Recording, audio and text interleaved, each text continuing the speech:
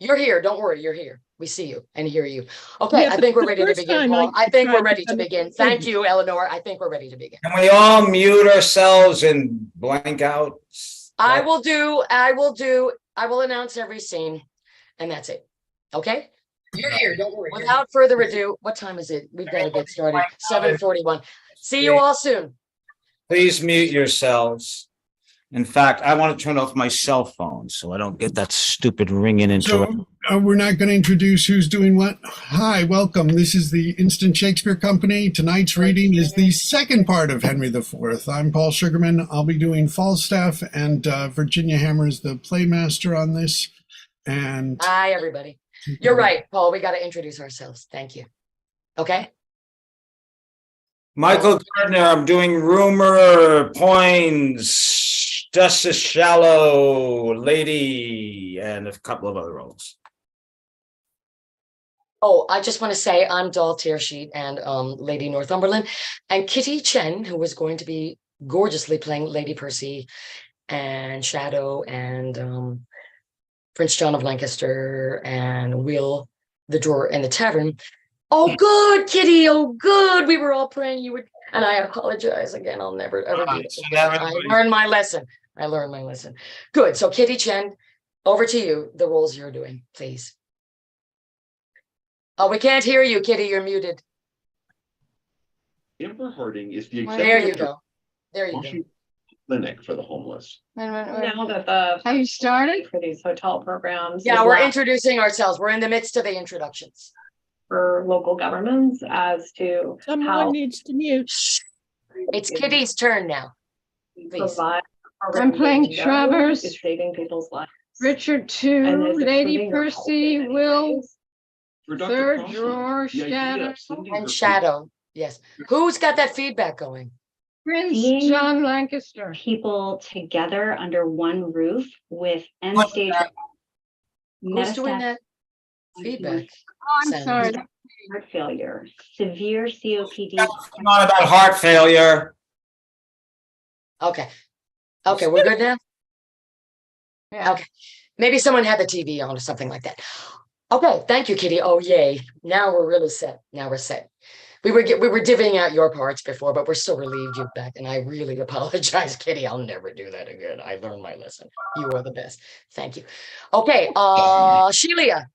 Everybody bow down. Shelia. Yes, this is Shelia Spencer. I am playing King Henry IV. Yes, you are.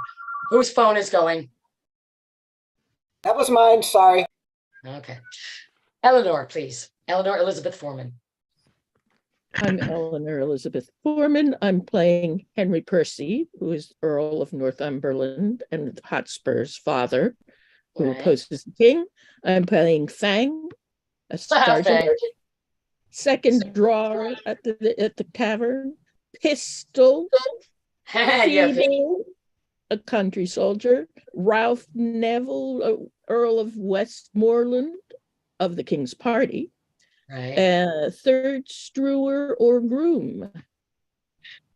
Oh, I just wanted to say, y'all, I'm so confused. I'm sorry that the playmaster is, but if Eleanor is third strewer, I was thinking this last night, then who the heck is first and second strewer? Methinks that we might have a few first groom, third, second drawer that come up and nobody's been assigned that. And if that happens, somebody please jump in, because I remember I playmastered this in 2006 at Riverside Branch, and I counted up the roles, and I think there were 76 roles if you include every single servant and messenger. And I was like, hey. And so I counted up the roles in the cast list last night, and it did not add up to 76. So if we have any little tiny one-line roles like that, somebody please just jump in. Okay.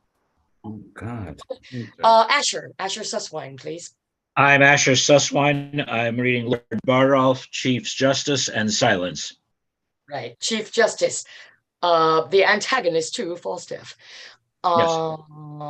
Jennifer, please. Jennifer? I'm here. I'm Jennifer Finger. I'm reading the roles of Snare, Feeble, Thomas, Duke of Clarence, Davy, and Beetle. Beetle. And I beetle dumpling, beetle dumpling. Sweeney Todd, I adore that part of Feeble. You're going to be wonderful. Almost 10 of 8. Right. Ken Wayne. I'm doing the Porter, Scroop, Archbishop York, Right. Bardolph, Earl of Warwick, and the epilogue. Great. Michael Gardner. I already did mine. I already said mine. Did you? Oh, yeah, that's right. Okay, Jackie, please. Jackie. Jacqueline Margolis, and I am doing Mistress Quickly, Lord Hastings, Sir John Colville, Humphrey, Duke of Gloucester, and Wart. It's Wart. I love Wart. And Mark Gehring, please. Yeah, I'm Mark Gehring. And I am playing Prince Hal, and also Wales. What? Pardon me. Servant Gower and Bullcalf, and I should like to dedicate this to Stephen Brown, Yes. Master of the Histories. Thank you. Yeah, Stephen he's Brown. missed. That's sad. I think about him. Let's all take a moment to bless and My thank God. Stephen Brown. Every moment I think of him. Good actor. Every day, not every moment, every day. Okay, last and not least, drum roll. Paul? Paul? Hi, I'm Paul Sugarman. I'm playing Falstaff. So, All right, y'all, without any further ado. You're kidding. You're right. The History of Henry IV, Part 2, by one William Shakespeare. Please mute yourselves, everybody, please. Act 1, Scene 1.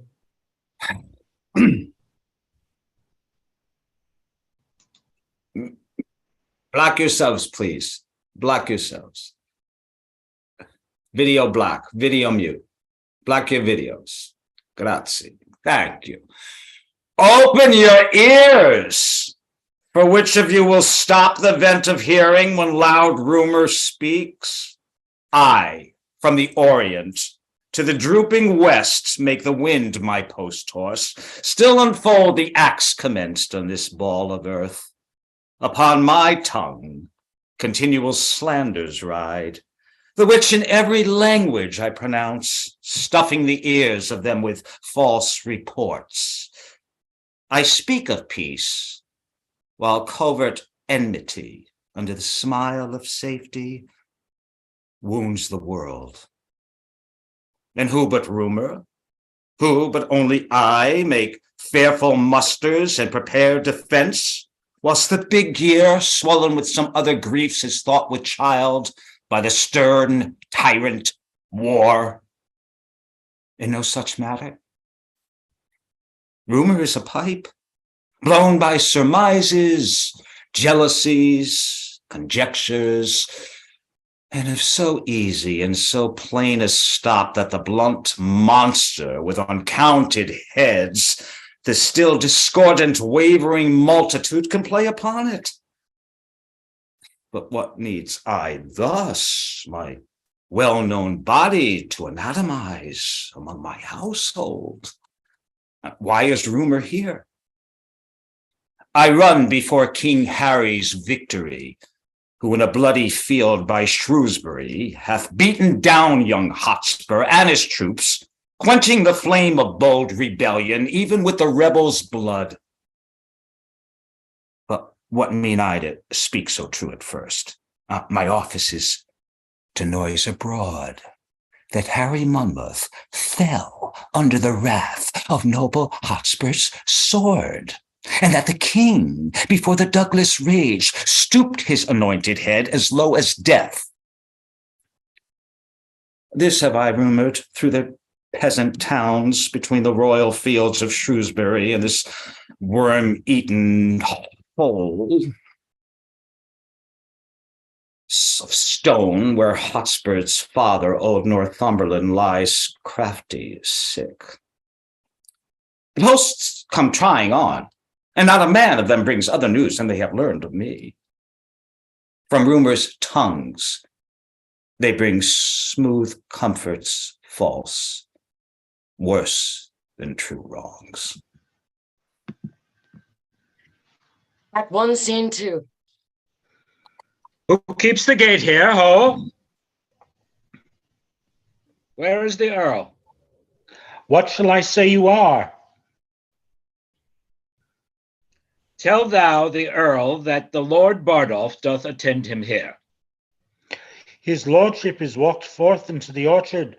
Pleased your honor, knock but at the gate, and he himself will answer. Here comes the Earl. What news, Lord Bardolph? Every minute now should be the father of some stratagem. The times are wild. Contention, like a horse full of high feeding, madly hath broke loose and bears down all before him. Jesus Christ, what the fuck? Here comes the Earl. Oh.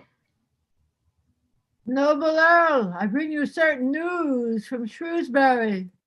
Good and heaven will. Asher. Yeah. Bardolph. Jeez.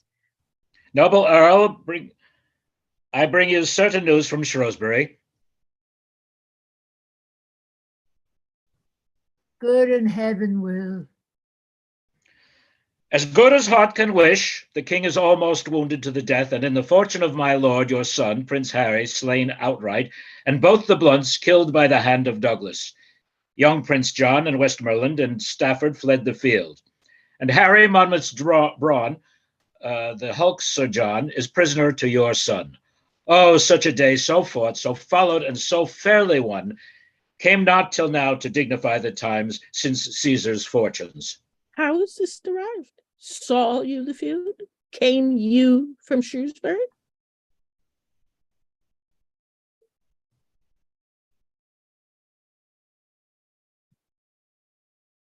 Came you from Shrewsbury? I spake with one, my lord, that came from thence, a gentleman well bred and of good name, that freely rendered me these news for true.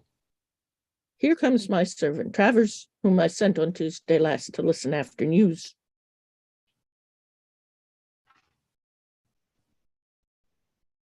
My lord, I overrode him Lord, on the way. I overrode him on the way. I'm speaking. And he is furnished with no certainties more than he happily may retail from me. Now, Travers, what good tidings comes from you? My lord, Sir John Umfreville turned me back with joyful tidings, and being better horsed, outrode me. After him came spurring head a gentleman, almost forespent with speed, that stopped by me to breathe his bloodied horse. He asked the way to Chester, and of him I did demand what news from Shrewsbury. He told me that rebellion had ill luck, that young Harry Percy's spur was cold, and that he gave his able horse the head, and bending forwards, stroke his able heels against the panting sides of his poor jade up to the rowel head, and starting so, he seemed in running to devour the way, staying no longer question. Ah, again. Said he young Harry Percy's spur was cold, of hot spur, cold spur, that rebellion had met ill luck? My lord, I'll tell you what, if my young lord your son have not the day, upon mine honor for a silken point, I'll give my barony. Never talk of it. Why should the gentleman that rode by Travers give then such instances of loss? Who, he? He was some hilding fellow that had stolen the horse he rode on, and upon my life spoke at a venture. Look, here comes more news. Yea, this man's well like to a title leaf, foretells the nature of a tragic volume. So looks the strand when the imperious flood hath left a witnessed usurpation. Say, Morton, didst thou come from Shrewsbury? Morton? Okay. Morton? Paul, can you take Morton? Are you there? Paul? I ran from Shrewsbury, my noble lord, here where hateful death put on the ugliest mask to fright our party. How doth my son and brother? Thou tremblest, and the whiteness of thy cheek is apter than thy tongue to tell their hair, and even such a man, so faint, so spiritless, so dull, so dead in look, so woebegone, drew Priam's curtain in the dead of night, and would have told him half his Troy was burned, but Priam found the fire ere he hid his tongue, and I my Percy's death ere thou reportest it. This thou wouldst say, your son did thus and thus, your brother thus, so fought the noble Douglas, stopping my greedy ear with their bold deeds, but in the end to stop mine ear, indeed thou hast decided to blow away this praise, ending with brother, son, and all are dead. Douglas is living, and your brother yet, but for my lord, your son. Why, he is dead. See what a ready tongue suspicion hath. He that but fears the thing he would not know hath by instinct knowledge from others' eyes. Though what he feared is chance. Yet speak, Morton, tell thou thy earl his divination lies, and I will take it as a sweet disgrace and make thee rich for doing me such wrong. You are too great to be by me gainsayed. Your spirit is true. Your spirit is too true. Your fears too certain. Yet for all this, say not that Percy's dead. I see a strange confession in thine eye. Thou shakes thy head and holds to fear or sin to speak a truth. If he be slain, say so. The tongue offends not that reports his death, and he doth sin that doth belie the dead. Not he which says the dead is not alive, yet the first bringer of unwelcome news hath but a loosening office, and his tongue sounds ever after as a sullen bell, remembered, knolling a departing friend. I cannot think, my lord, your son is dead. I'm sorry I should force you to believe that which I would to heaven I had not seen, but these mine eyes saw him in bloody state, rendering faint quittance, wearied and outbreathed, to Henry Monmouth, whose swift wrath beat down the never-daunted Percy to the earth, from whence with life he never more sprung up.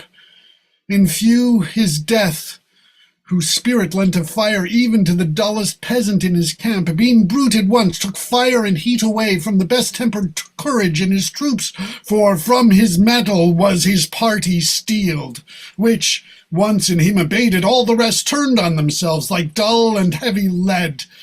And as the thing that's heavy in itself upon enforcement flies with greatest speed, so did our men, heavy and Hotspurs lost, lend to this weight such lightness with their fear that arrows fled not swifter toward their aim than did our soldiers, aiming at their safety, fly from the field.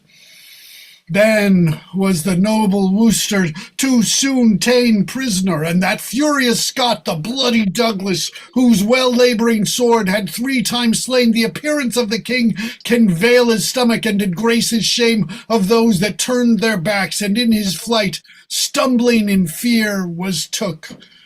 The sum of all is that the king hath won, and hath sent out a speedy power to encounter you, my lord, under the conduct of young Lancaster and Westmoreland. This is the news at full. For this I shall have time enough to mourn. In poison there is physic, and the news having been well, that would have made me sick, being sick hath in some measure made me well.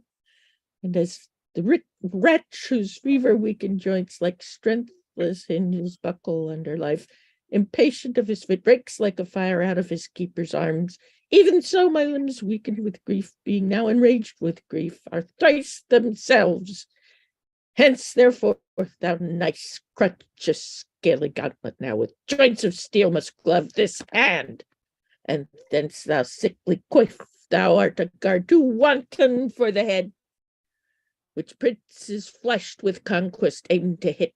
Now bind my brows with iron and approach the rag this hour, that time, and spite dare bring to frown upon the enraged Northumberland. Let heaven kiss earth.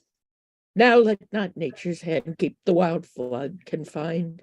Let order die, and let the world no longer be a stage to feed contention in a lingering act, but let one spirit of the firstborn Cain reign in all bosoms, that each heart being set on bloody courses, the rude scene may end, and darkness be the barrier of the dead.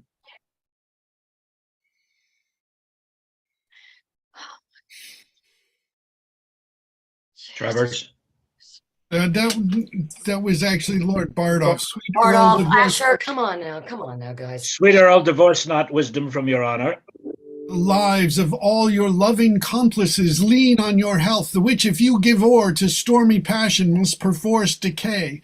You cast the event of war, my noble lord, and summed the accompt of chance before you said, let us make head.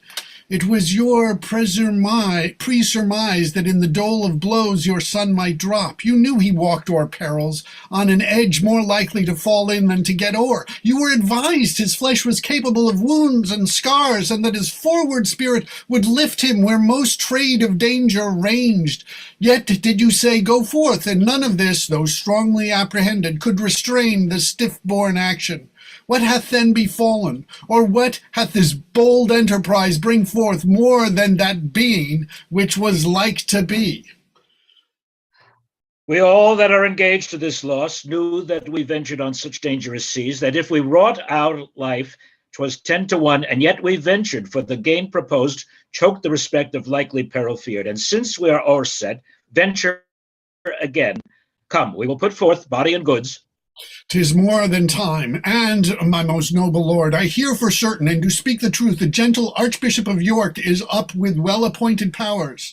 He is a man who with a double surety binds his followers. My lord, your son had only but the corpse, but shadows and the shows of men to fight. For that same word, rebellion, did divide the action of their bodies from their souls, and they did fight with queasiness, constrained, as men drink potions, that their weapons only seemed on our side.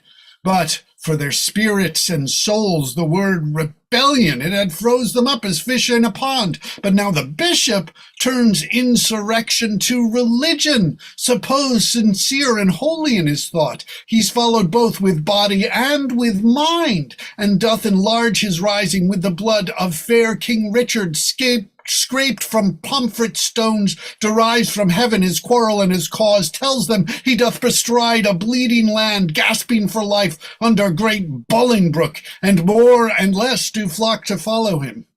I knew of this before, but to speak truth, this present grief, I'd waved it from my mind. Go in with me and counsel every man the aptest way for safety and revenge. Get posts and letters and make friends with speed. Never so few, nor never yet more need. Act 1, Scene 4. 3. Sarah, you giant, what says the doctor to my water? He said, sir, the water itself was good, healthy water, but the party would now owed it. He might have more diseases than he knew for. Men of all sorts take a pride to gird at me.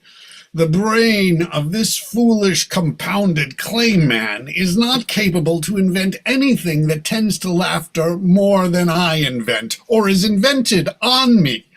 I am not only witty in myself, but the cause that wit is in other men. I do here walk before thee like a sow that hath o'erwhelmed all her litter but one.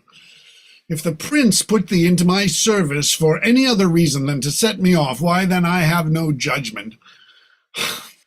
Thou whoreson mandrake, thou art fitter to be worn in my cap than to wait at my heels. I was never manned with an agate till now, but I will settle you neither in gold nor silver, but in vile apparel, and send you back again to your master for a jewel. The juvenile, the prince, your master, whose chin is not yet fledged, I will sooner have a beard grow in the palm of my hand than he shall get one on his cheek. Yet he will not stick to say his face is a face royal. Heaven may finish it when he will, it is not a hair amiss yet. He may keep it still at face royal, for a barber shall never earn sixpence out of it, and yet he will be crowing as if he had writ man ever since his father was a bachelor. He may keep his own grace, but he is almost out of mine, I can assure you. What said Master Dumbledon about the satin for my short cloak and slops? Well, he said, sir, you should procure him better assurance than Bardo. He would not take his bond and yours. He liked not the security. Let him be damned like the glutton. May his tongue be hotter, a whoreson Achitophel, a rascally, yea, forsooth, knave, to bear a gentleman in hand, and then stand upon security? Ah, the horse and smooth paints do now wear nothing but high shoes and bunches of keys at their girdles, and if a man is through with them and honest taking up, then they must stand upon security. I had as lief they would put rat's bane in my mouth as offer to stop it with security. I looked he should have sent me 22 yards of satin, as I am a true knight, and he sends me security. Well, he may sleep in security, for he hath the horn of abundance, and the likeness of his wife shines through it, and yet cannot he see, though he have his own lantern to light him. Where's Bardolph? He's gone into Smithfield to buy your worship a horse. I bought him in Paul's, and he'll buy me a horse in Smithfield. Ah, if I could get me a wife in the stews, I were manned, horsed, and wived. Oh, sir, here comes the nobleman that committed the prince for striking him about Bardolph. Oh, wait, close. I will not see him. Asher, Chief Justice. What's he that goes there? Falstaff, may it please your Falstaff, lordship. please, your lordship, you take it, take it, take it. Falstaff, and please your lordship. He that was in question for the robbery? He, my lord, but he has since done good service at Shrewsbury, and as I hear is now going with some charge to the Lord John of Lancaster. What, to York? Call him back again. Sir John Falstaff. Boy, tell him I am deaf. You must speak louder. My master is deaf. I'm sure he is. Sure he is, to the hearing of anything good. Go, pluck him by the elbow. I must speak with him.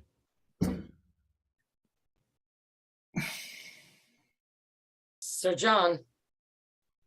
What? A young knave and beg?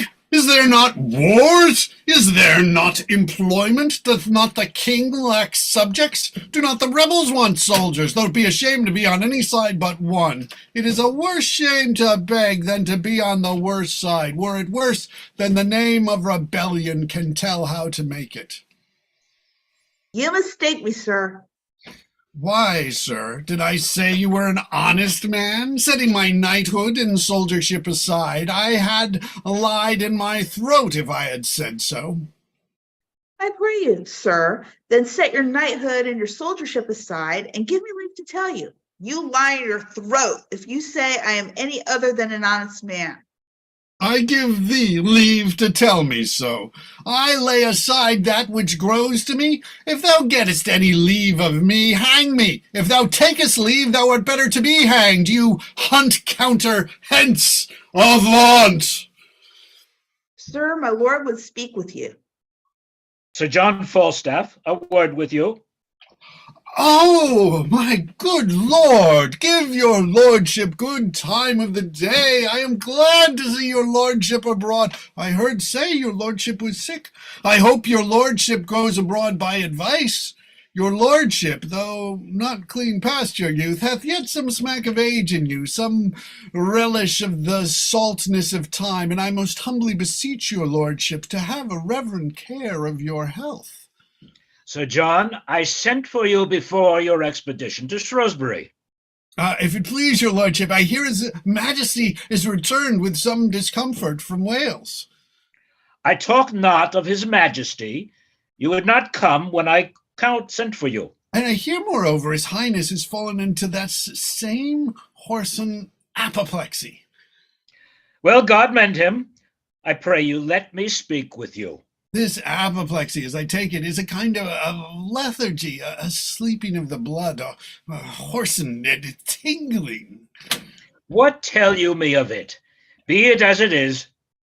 It hath original from much grief, from study and perturbation of the brain. I have read the cause of his effects in Galen. It is a kind of deafness. I think you are fallen to the disease, for you hear not what I say to you. Oh, very well, my lord, very well. Rather, and it please you, it is the disease of not listening, the malady of not marking, that I am troubled withal. To punish you by the heels would amend the attention of your ears, and I care not if I do become your physician. I am as poor as Job, my lord, but not so patient. Your lordship may minister the potion of imprisonment to me in respect of poverty, but how I should be your patient to follow your prescriptions, the wise may make some dram of a scruple, or indeed a scruple itself. I sent for you when there were matters against you for your life to come speak with me. As I was then advised by my learned counsel in the laws of this land service, I did not come. Well, the truth is, Sir John, you live in great infamy. He that buckles him in my belt cannot live in less. Your means are very slender, and your waist is great. I would it were otherwise. I would my means were greater and my waist slenderer. You have misled the youthful prince. The young prince hath misled me. I am the fellow with the great belly, and he my dog. Well, I am loath to gall a new-healed wound. Your day's service at Shrewsbury hath a little gilded over your night's exploit on God's hill. You may thank the unquiet time for your quiet or posting that action. My lord? But since all is well, keep it so. Wake not a sleeping wolf. To wake a wolf is as bad as to smell a fox. What? You are as a candle, the better part burnt out. Oh, wassail candle, my lord, all tallow. If I did say of wax, my growth would approve the truth. There is not a white hair in your face, but should have his effect of gravity. His effect of gravy, gravy, gravy. You follow the young prince up and down like his ill angel. Not so, my lord. Your ill angel is light, but I hope he that looks upon me will take me without weighing. And yet, in some respects, I grant I cannot go. I cannot tell. Virtue is of so little regard in these costermongers that true valor is turned beer herd. Pregnancy is made a tapster, and hath his quick wit wasted in giving reckonings. All the other gifts appurtenant to a man, as the knowledge of this age shapes them, are not worth a gooseberry. You that are old, consider not the capacities of us that are young. You measure the heat of our livers with the bitterness of your galls, and we that are in the voward of our youth, I must confess, are wags too. Do you set down your name in the scroll of youth that are written down on old with all the characters of age? Have you not a moist eye, a dry hand, a yellow cheek, a white beard, a decreasing leg, an increasing belly?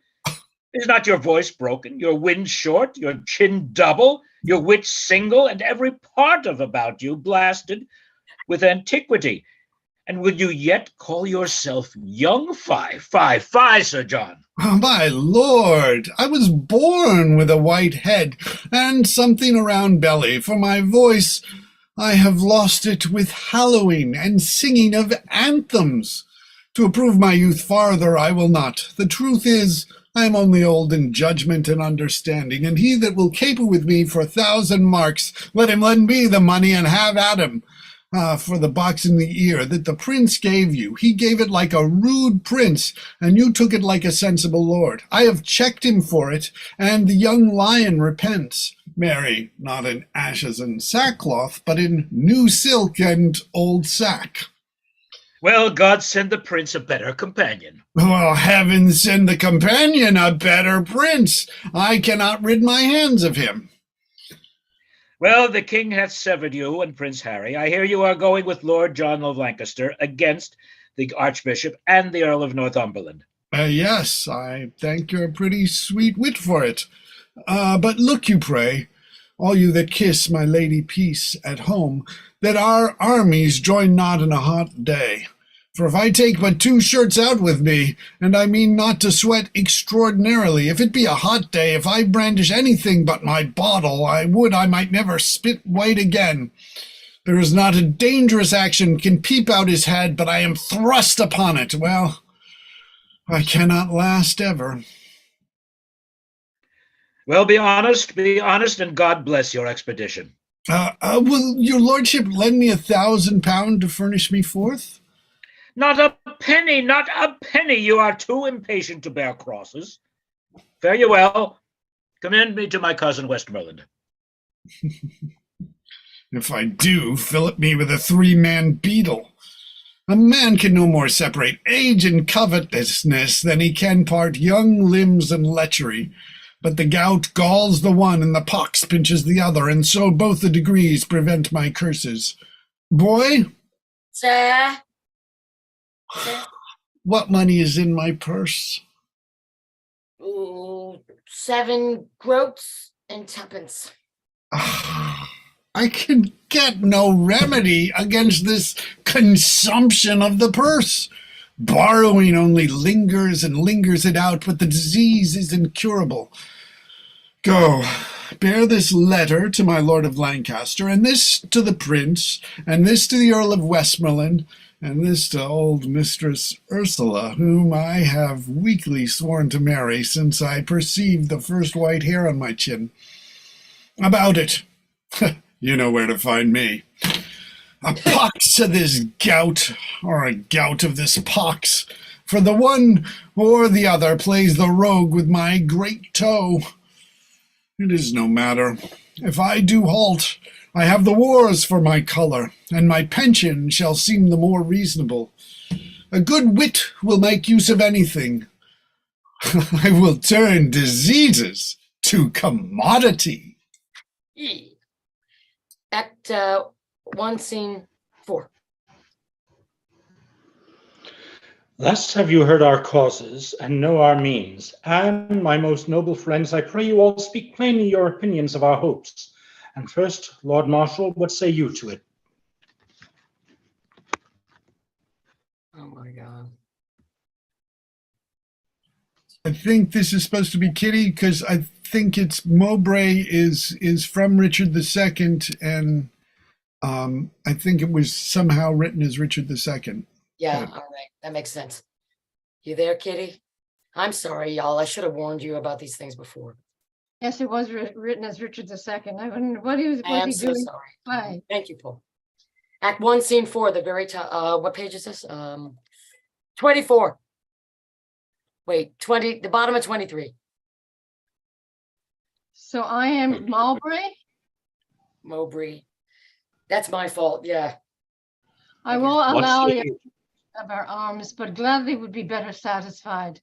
How in our means we should advance ourselves to look with forehead bold and big enough upon the power and puissance of the king.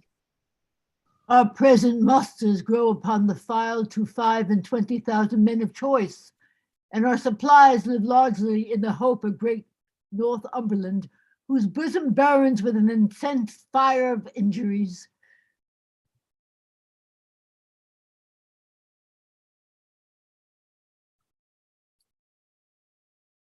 Who's Lord Bardolph? Asher, Bardolph.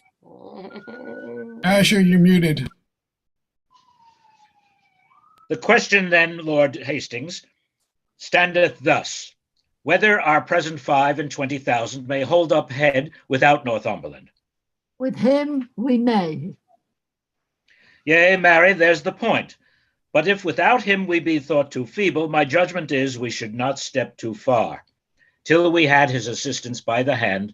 For in a theme so bloody-faced as this, conjecture, expectation, and surmise of aids uncertain should not be admitted. 'Tis very true, Lord Bardolph, for indeed it was young Hotspur's case at Shrewsbury. It was my lord who lined himself with hope, eating on the air on promise of supply, flattering himself in project of a power much smaller than the smallest of his thoughts, and so, with great imagination proper to madmen, led his powers to death, and winking leaped into destruction. Oh, but by your leave, it never did yet hurt to lay down likelihoods in forms of hope. Yes, if this present quality of war, indeed the instant action, a cause on foot, lives so in hope as in early spring, we see the appearing buds which to prove fruit Hope gives not so much warrant as despair that frosts will bite them. When we mean to build, we first survey the plot, then draw the model, and when we see the figure of the house, then we must rate the cost of the erection, which, if we find outweighs ability, what to do then but draw anew the model, in fewer offices, or at least desist to build at all. Much more in this great work, which is almost to pluck a kingdom down and set another up, should we survey the plot of situation and the model, consent upon a sure foundation, question surveyors, know our own estate, how able such a work to undergo, to weigh against his opposition, or else we fortify in paper and in figures, using the names of men instead of men, like one that draws the model of a house, beyond his power to build it, who half through gives o'er and leaves his part created cost, a naked subject to the weeping clouds, and waste for churlish winter's tyranny. Grant that our hopes, yet likely of fair birth, should be stillborn, and that we now possess the utmost man of expectation. I think we are about strong enough, even as we are, to equal the king. What, is the king but 25,000? To us no more, nay, not so much, Lord Bartoff. For his divisions, as the times do brawl, are in 3 heads, one power against the French, the one against Glendower. Perforce a third must take us up, so is the unfirm king in 3 divided, and his coffers sound with hollow poverty and emptiness. That he should draw his several strengths together and come against us in full puissance need not be dreaded. Oh, if he should do so, he leaves his back unarmed. The French and Welsh baying him at the heels, never fear that. Who is it like should lead his forces hither?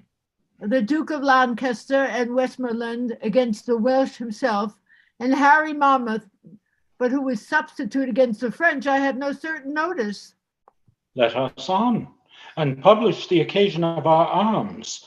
The Commonwealth is sick of their own choice. Their over-greedy love hath surfeited an habitation giddy and unsure hath he that buildeth on the vulgar heart. O thou fond many, with what loud applause didst thou beat heaven with blessing Bolingbroke before he was what thou wouldst have him be. And being now trimmed in thine own desires, thou beastly feeder art so full of him that thou provokest thyself to cast him up. So, thou common dog, didst thou disgorge thy glutton bosom of the royal Richard, and now thou wouldst eat thy dead vomit up, and howlst to find it. What trust is in these times? They that when Richard lived would have him die are now become enamored on his grave. Thou that threwest dust upon his goodly head when through proud London he came sighing on, after the admired hills of Bolingbroke, Christ now, O earth, yield us that king again, and take thou this, O thoughts of men accursed. Past and to come seems best, things present worst. Shall we go draw our numbers and set on? We are time subjects and time bids. Begone.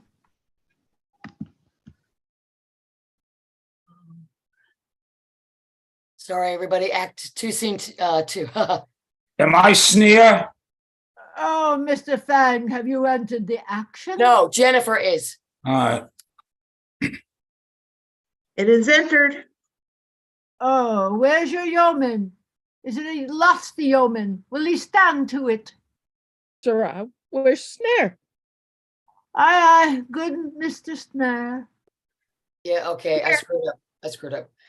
Here. Oh, God. Snare, we must arrest Sir John Falstaff. Ah, good Master Snare. I have entered him and all.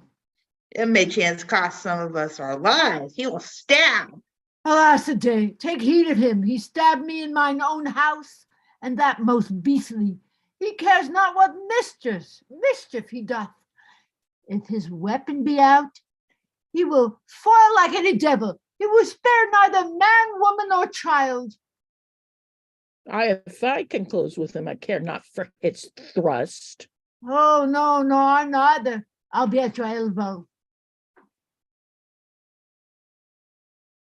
Eleanor.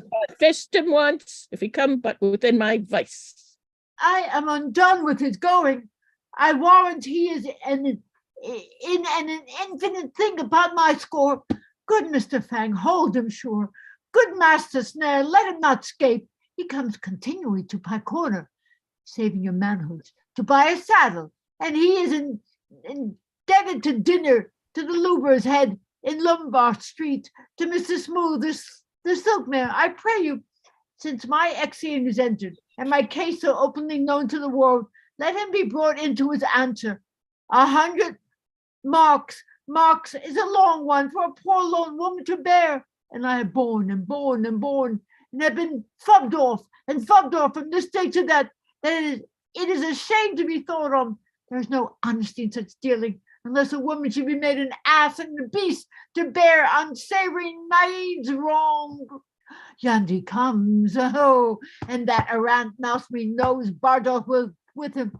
Do your offices, Mr. Fang and Mrs. Snare. Do your offices. Now, whose mare's dead? What's the matter? Sir John, I arrest you at the suit of Mistress Quickly. Ha! Away!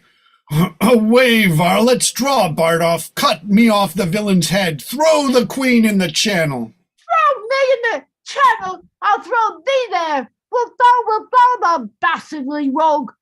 Murder, thou honeysuckle villain! Wilt thou kill God's officers and the king's? Oh, thou honeyseed rogue, thou art a honeyseed, a man queller and a woman queller! Keep them off, Bardolph!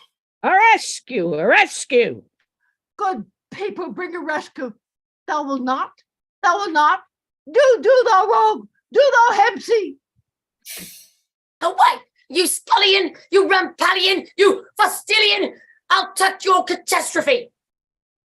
What is the matter? Keep the peace here, ho! Oh, good my lord, be good to me, I beseech you, stand to me. How now, Sir John? What, are you brawling here? Doth this become your place, your time and business? You should have been well on your way to York. Stand from him, fellow. Wherefore hangst thou upon him? Oh, my most worshipful lord, and to please your grace, I am a poor widow of Eastcheap, and he is arrested at my suit. For what sum? It is more than for some, my lord. It is for all I have. He has eaten me out of house and home. He has put all my substance into that fat belly of his. But I will have some of it out again, or I will ride the other nights like the mare. I think I am as like to ride the mare if I have any vantage of ground to get up. How comes this, Sir John? Fie, what a man of good temper would endure this tempest of exclamation? Are you not ashamed to enforce a poor widow to so rough a course to come by her own? What is the gross sum that I owe thee? Marry, if thou wert an honest man, thyself and the money too. Thou didst swear to me upon a parcel gilt goblet, sitting in my dolphin chamber at the round table by a sea coal fire on Wednesday in Wheaton week, when the prince broke thy head for liking him to a singing man of Windsor. Thou didst swear to me then, as I was washing thy wound, to marry me and make me my lady thy wife. Canst thou deny it? Did not Goodwife Kitch, the butcher's wife, come in then and call me Gossip Quickly, coming in to borrow a mess of vinegar, telling us she had a good dish of prawns, whereby you didst desire to eat some, where I told thee there were ale for a green wound. It did not thou, when she was gone downstairs, desire me to be no more familiar with such poor people, saying that ere long they should call me madam? And didst thou not kiss me and bid me fetch thee 30 quid? I put thee now to thy book oath. Deny it if thou canst. Oh, my lord, this is a poor mad soul, and she says up and down the town that her eldest son is like you. She hath been in good case, and the truth is poverty hath distracted her. But for these foolish officers, I beseech you, I may have redress against them. Sir John, I am well acquainted with your manner of wrenching the true cause the false way. It is not a confident brow, nor the throng of words that come with such more than impudent sauciness from you can thrust me from a level consideration. You have, as it appears to me, practiced upon the easy-yielding spirit of this woman, and made her yes, serve your my uses, Lord. both in purse and in person. Yes, and it's true, my Lord. Pray thee, peace. Pay her the debt you owe her, and unpay the villainy you have done her. The one you may do with sterling, money, and the other with current repentance. My lord, I will not undergo this sneap without reply. You call honorable boldness impudent sauciness. If a man will curtsy and say nothing, he is virtuous? No, my lord, your humble duty remembered, I will not be your suitor. I say to you, I desire deliverance from these officers, being upon hasty employment in the king's affairs. You speak having power to do wrong, but answer in the effect of your reputation and satisfy the poor woman. Come hither, hostess. Now, Master Gower, what news? The king, my lord, and Henry, Prince of Wales, are near at hand. The rest the paper tells. As I am a gentleman. Oh, nay, you said so before. As I am a gentleman. Come, no more words of it. By this heavenly ground I tread on, I must be fain to pawn both my plate and the tapestry of my dining chambers. Glasses is the only drinking, and for thy walls a pretty slight drollery, or the story of the prodigal, or the German hunting in waterwork is worth 1,000 of these bed hangings and these fly-bitten tapestries. Let it be £10, if thou canst. Come, if it were not for thy humours, there is not a better wench in England. Go, wash thy face and draw thy action. Come, thou must be in this humour with me. Come, no, I know thou was set on to this. Oh, prithee, Sir John, let it be but 20 nobles. I loathe to pawn my plate in good earnest law. Let it alone, I'll make some other shift. You'll be a fool still. Well, you shall have it, although I pawn my gown. I hope you come to supper. You'll pay me all together? Oh, will I live? Go with her, hook on. Will you have Daltier Sheet meet you at supper?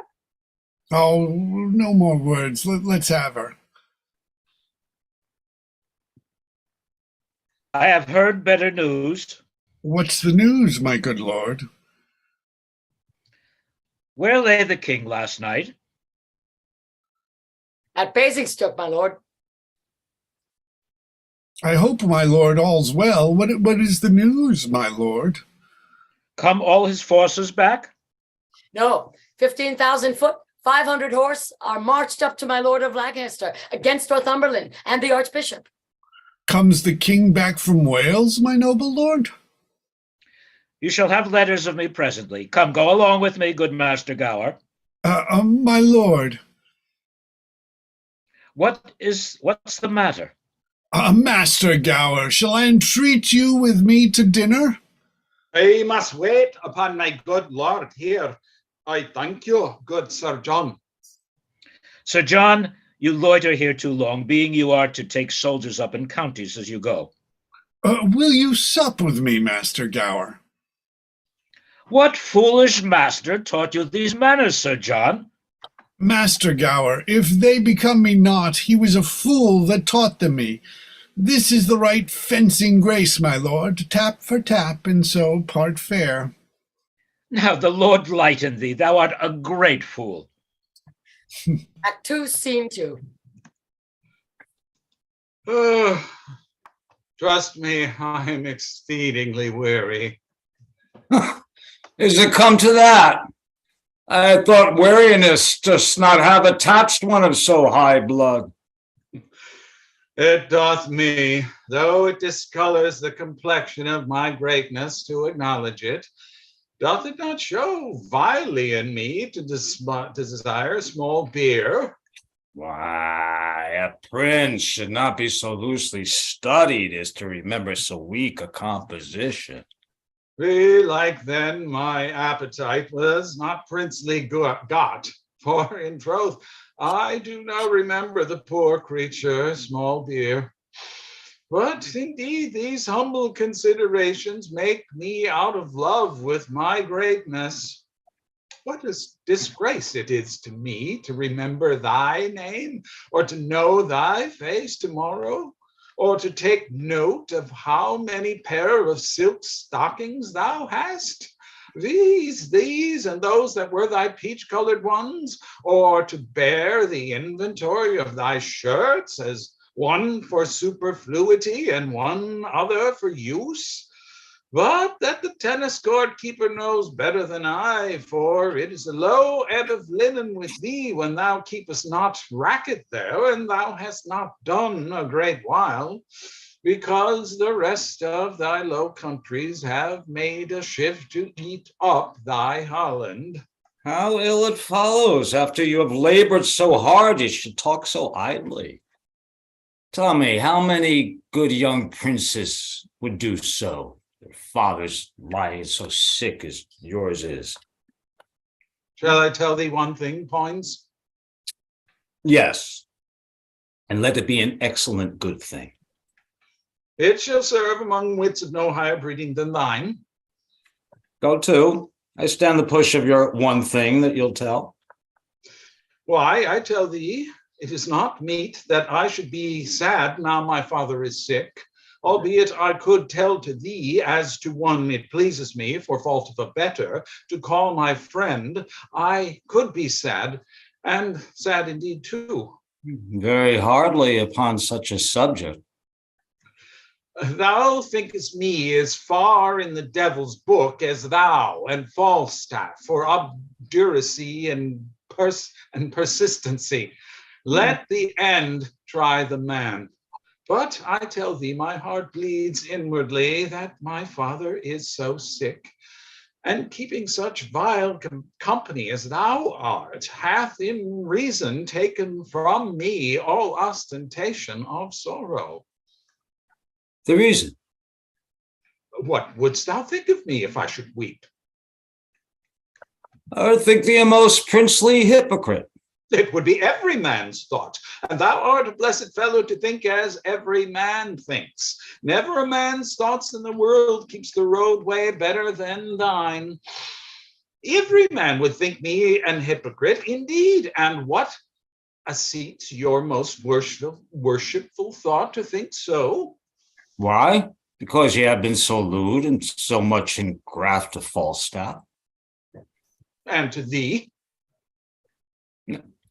I am well spoken of. I can hear it with mine own ears.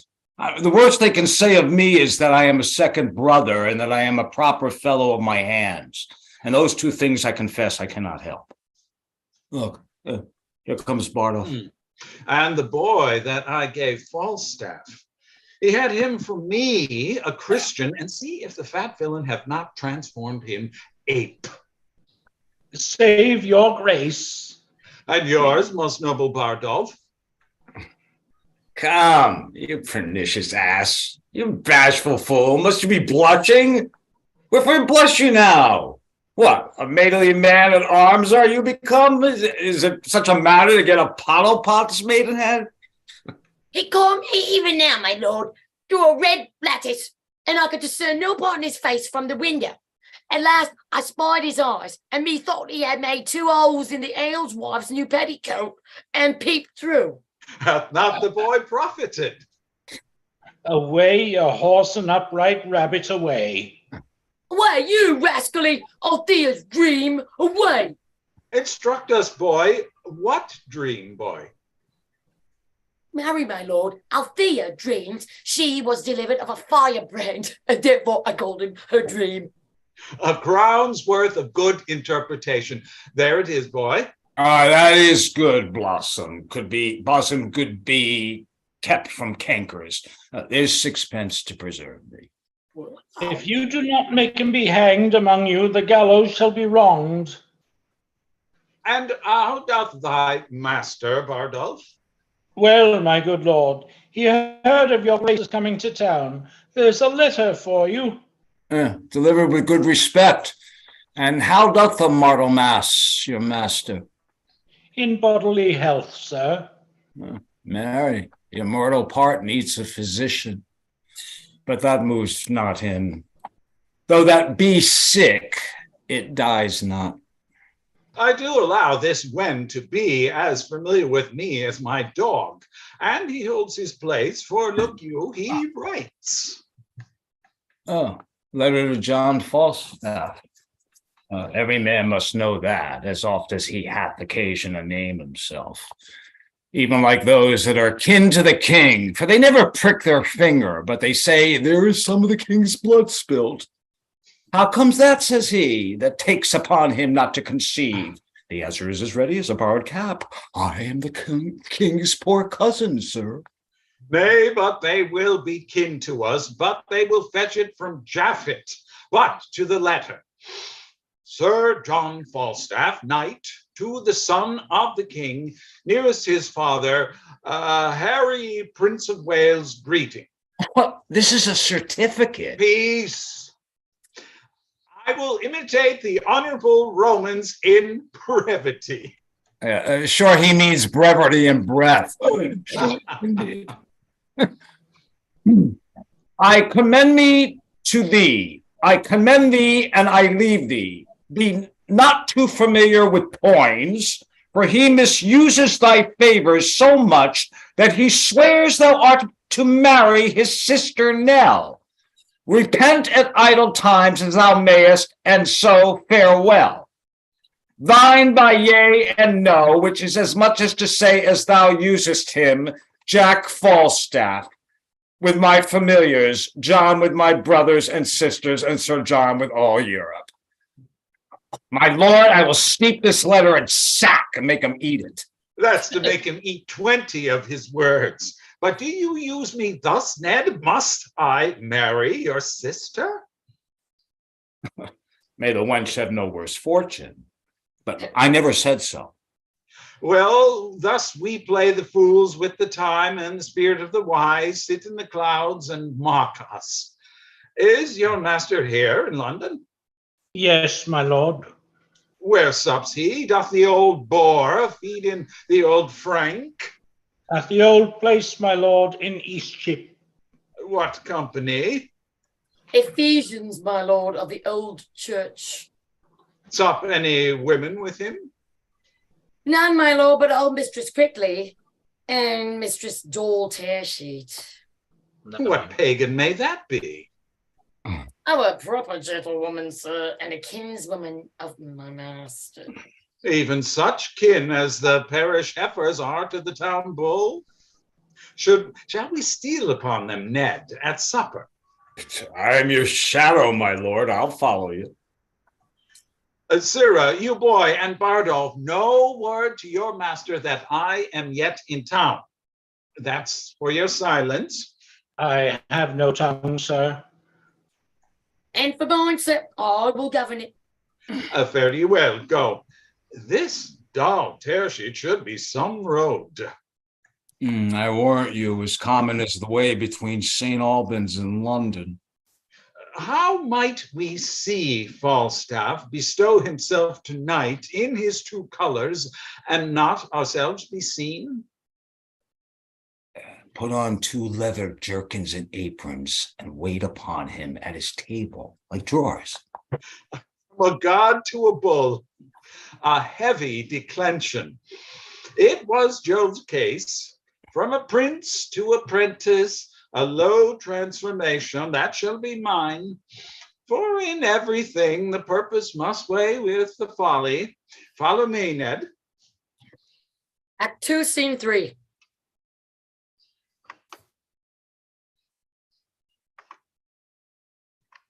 I prithee, loving wife and gentle daughter, give an even way into my rough affairs. Put not you on the visage of the times, and be like to them to Percy troublesome. I have given over. I will speak no more. Do what you will. Your wisdom be your guide. Alas, sweet wife, my honor is at pawn, and nothing but my going. Nothing can redeem it. Bye-bye. Bye-bye. Don't bother me right now. Bye-bye. Sorry, you guys, it's this old dude in my life. I have given over. I will speak no more. Do what you will. Yeah, I already said that. You are a lady. Pay attention. Oh, yeah, my heaven's sake. No, I'm not that part. Sorry, this is Jennifer here. No. This is Kitty. This is Lady Percy. Oh, yeah, she's back, Kitty, yes. LA is Lady Percy. Yes, it is. I'm sorry, it's not very clear in the folio, but Oh, yet for heaven's sake, go not to these wars. The time was, Father, when you broke your word, when you were more endeared to it than now, when your own Percy, when my heart dear Harry, through many a northward look to see his father bring up his powers, but he did long in vain. Who then persuaded you to stay at home? There were two honors lost, yours and your son's. For yours may heavenly glory brighten it. For his, it stuck upon him as the sun in the gray vault of heaven.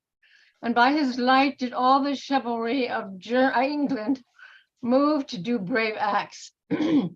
He was indeed the glass wherein the noble youth did dress themselves. He had no legs, that practiced not his gait, and speaking thick, which nature made his blemish, became the accents of the valiant. For those that could speak low and tardily would turn their own perfection to abuse, to seem like him.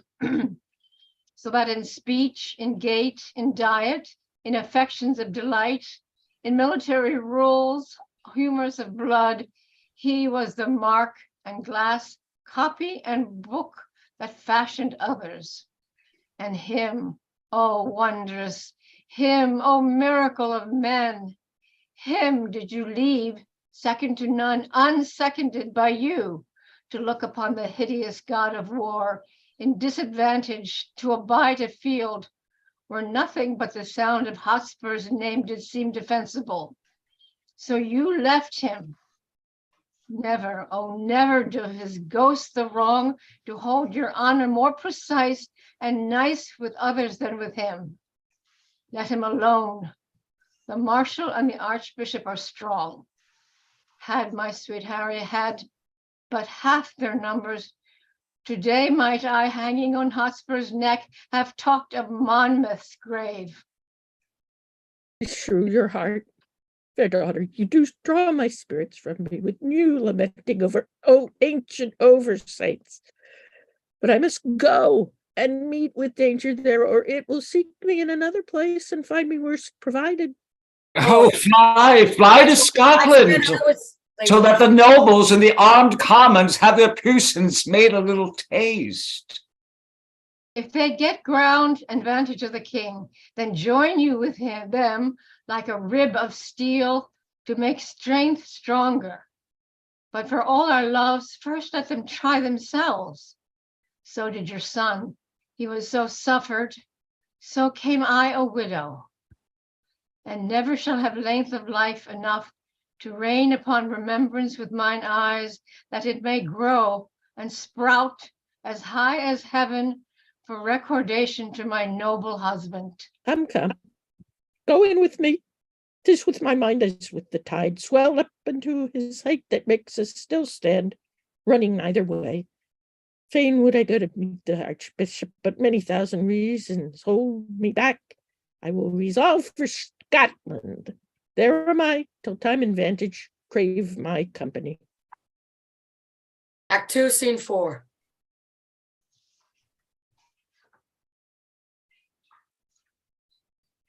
What hast thou brought there? Apple Johns? Thou knowest Sir John cannot endure an apple John. Thou sayest true. The prince once set a dish of apple Johns before him and told him there were 5 more Sir Johns, and putting off his hat said, I will now take my leave of these 6 dry, round, old, withered knights. It angered him to the heart, but he hath forgot that. Why, then cover and set them down, and see if thou canst find out sneak's noise. Mistress Tearsheet would fain have some music. Sirrah, here will be the prince and master points anon, and they will put on 2 of our jerkins and aprons, and Sir John must not know of it. Bardolph hath brought word. Then here will be old Otis. It will be an excellent stratagem. I'll see if I can find out, Sneak.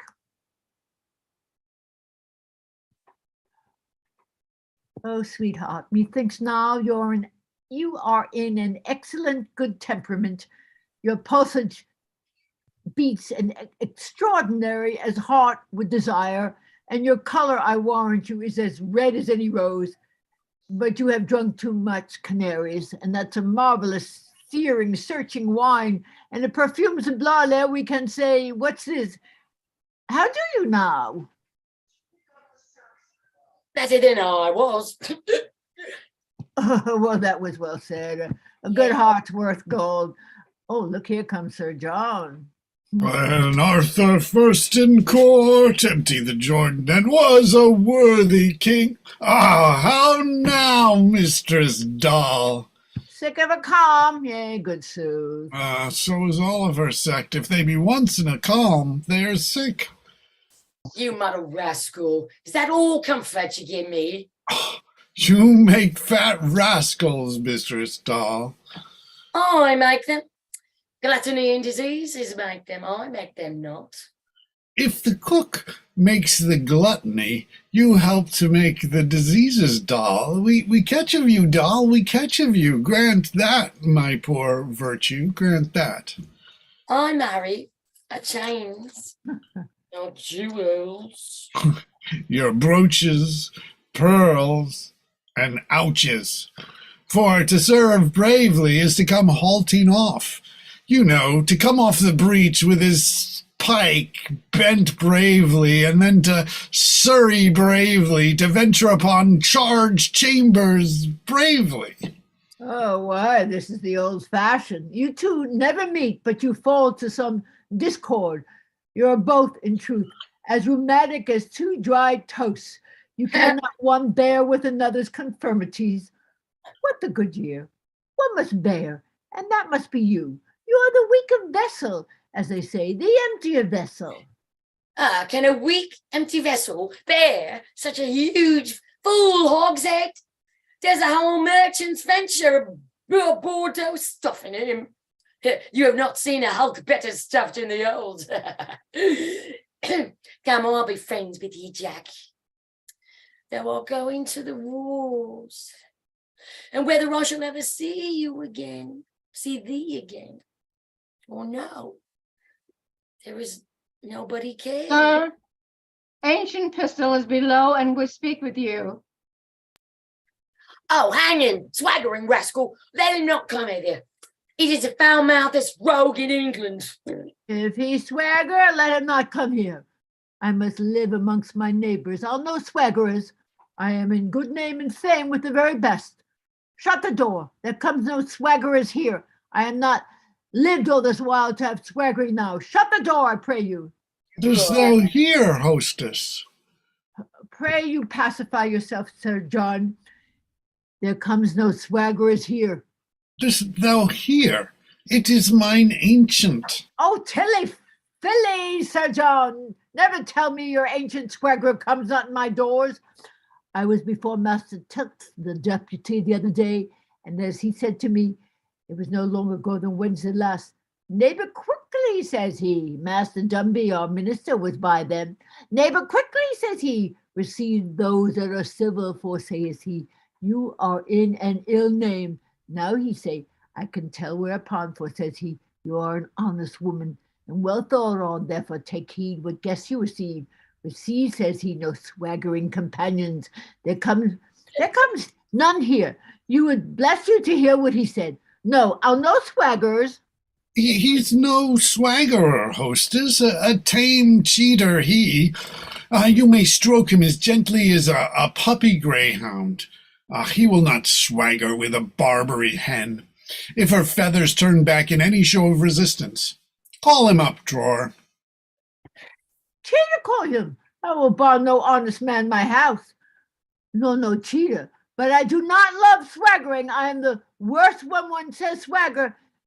Still masters how I shake. Look you, I warrant you. So you do, hostess. Do I? Yea, in very truth do I. If it were an aspen leaf, I cannot abide swaggerers. Right. Oh, here's Pistol. Eleanor. Save you, Sir John. Welcome, ancient Pistol. Here, Pistol, I charge you with a cup of sack. Do you discharge upon mine hostess? I will discharge upon her, Sir John, with 2 bullets. She is pistol-proof, sir. You shall hardly offend her. Oh, come, I'll drink no proofs or no bullets. I will drink no more than will do me good. For no man's pleasure, I. Then to you, Mistress Dorothy, I will charge you. Charge me? I scorn you, scurvy companion. What? You poor, base, rascally, cheating, lack linen mate. Away, you mouldy rogue, away. I am meat for your master. I know you, Mistress Dorothy. Away, you cut-pursed rascal, you filthy bung. Away. By this wine, I thrust my knife in your mouldy chaps if you play the saucy cattle with me. Away, you bodily rascal, you busket hilt stale juggler, you. Since when, I pray you, sir? What, with 2 points on your shoulder? Much. I will murder your ruff for this. Oh, no good, Captain Pistol. Not here, sweetie Captain. Captain, thou abominable damned cheater. Art thou not ashamed to be called captain? If captains were in my mind, they would truncheon you out for taking their names upon you before you have earned them. You, a captain, you slave. For what? For tearing a poor whore's ruff in a bawdy house? He, a captain, hanging rogue. He lives upon mouldy stewed prunes and dried cakes. A captain. These villains will make the word captain odious. Therefore, captains had need look to it. Right? Bardolph? Pray thee go down, good ancient. Hark thee hither, Mistress Doll. Not I. I tell thee what, Corporal Bardolph, if I could tear her, I'll be revenged on her. Brady, go down. I'll see her damned first to Pluto's damned lake, to the infernal deep, where Erebus and tortures vile also. Old hook and line say I. Down, down, dogs, down. Fates, have we not Hiren here? Oh, good Captain. Please be quiet. It is very late. I beseech you now, aggravate your cholera. These be good humors indeed. Shall pack horses and how pampered jades of Asia, which cannot go but 30 miles a day, compare with Caesar, and with cannibals and Trojan Greeks? Nay, rather damn them with King Carabas, and let the welcome roar. Shall we fall foul for toys? Oh, by my troth, Captain, these are very bitter words. Be gone, good ancients. This will grow to a brawl anon. Die, men, like dogs, give crowns like pins. Have we not Hiren here? Oh, my word, Captain, there's none such here. What the good year do you think? I would deny her? I pray you be quiet. Then feed and be fat, my fair Callipolis. Come, give me some sack. Si fortuna me tormente, sperato me contente. Fear we broadsides? No. Let the fiend give fire, give me some sack, and sweetheart, lie thou there. Come we to full points here, and our et ceteras nothing? Pistol, I would be quiet. Sweet night, I kiss thy nief. What? We have seen the 7 stars. Thrust him downstairs. I cannot endure such a fustian rascal. Thrust him downstairs. Know we not Galloway nags? Quiet him down, Bardolph, like a slow shove-groat shilling. Nay, if he do nothing but speak nothing, he shall be nothing here. Come, get you downstairs. What? Shall we have incision? Shall we imbrue? Then death rock me asleep. Abridge my doleful days. Why then let grievous, ghastly, gaping wounds untwine the sisters three. Come, Atropus, I say. There's good stuff, sport. Oh, give me my rapier, boy. No, I prithee, Jack, I prithee, do not draw. Get you downstairs. Oh, here's a goodly tumult of horseware keeping house before I'll be in these turrets and frights. So murder I warrant now, alas, alas, put up your naked weapons, put up your naked weapons. Oh, prithee, Jack, be quiet. The rascal is gone. Oh, you horsey little valiant villain, you. Oh, are you not hurt in the groin? We thought he made a shrewd thrust at your belly. Have you turned him out of doors? Yes, sir. The rascal's drunk. You have hurt him, sir, at the shoulder. A rascal to brave me. Oh, you sweet little rogue. You, alas, poor ape. How thou sweat'st. Come, let me wipe thy face. Come on, you horse and chops. Oh, rogue, I love thee. Thou art as valorous as Hector of Troy, worth 5 of Agamemnon, and 10 times better than the 9 worthies. Oh, villain. A rascally slave, I will toss the rogue in a blanket. Do, if thou darest, for thy art. If thou dost, I'll canvass thee between a pair of sheets. The music is born, sir. It's come, sir. Well, let them play, sirs. Sit on my knee, doll. Ah, rascal bragging slave, the rogue fled from me like quicksilver. And thou followedst him like a church.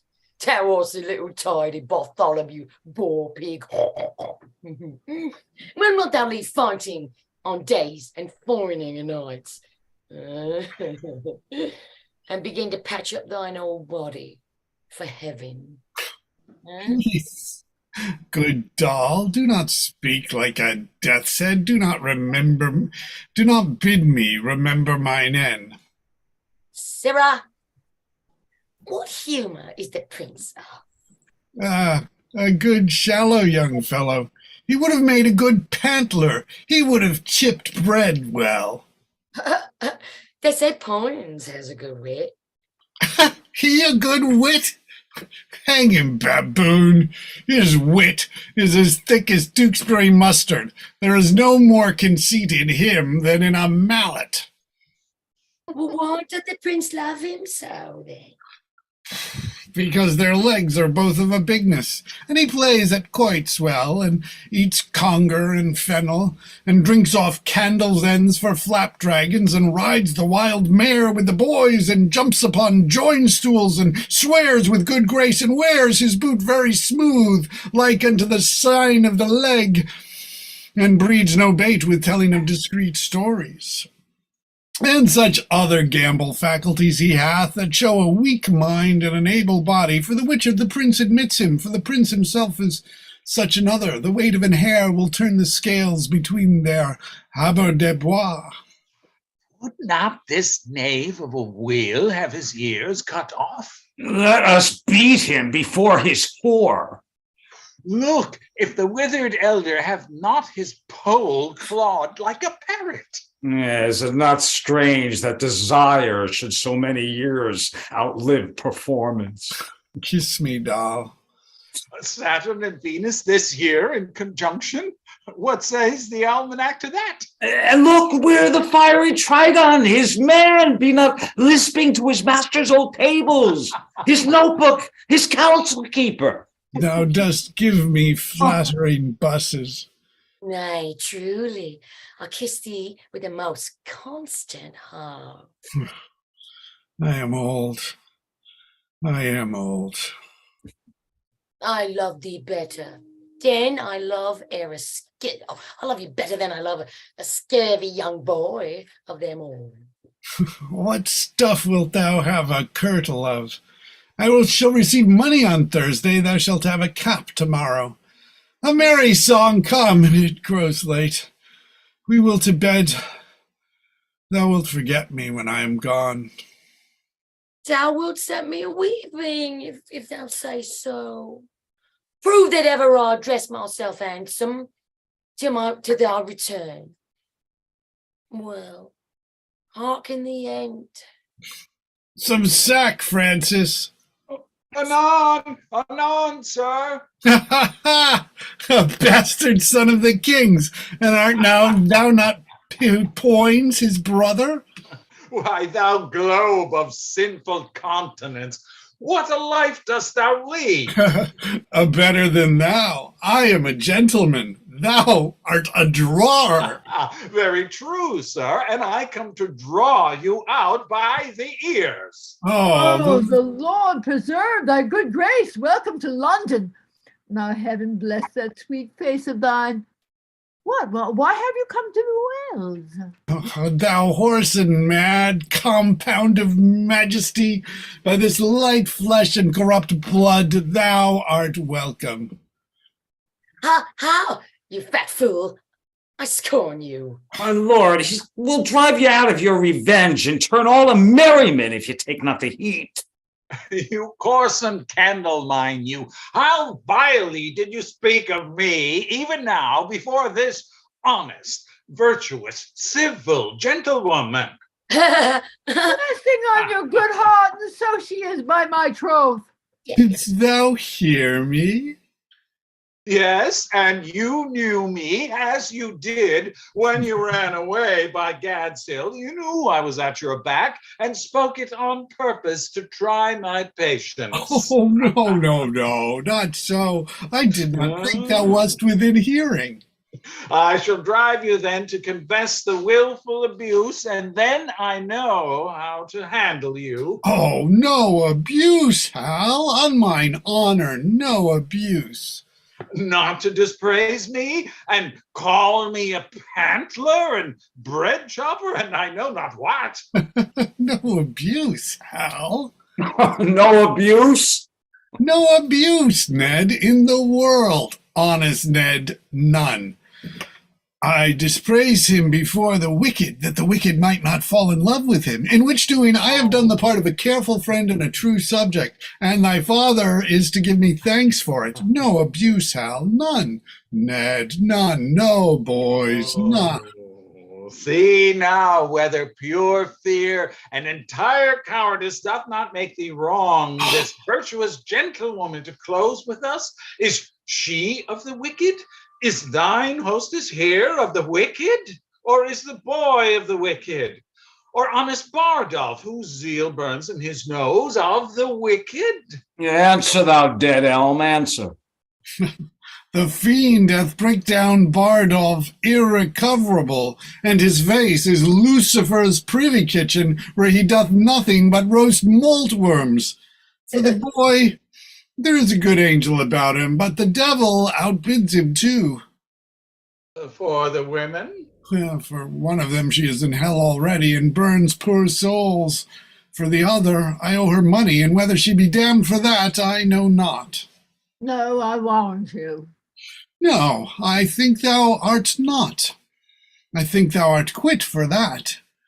Mary, there is another indictment upon thee, for suffering flesh to be eaten in thy house contrary to the law, for which I think thou wilt howl.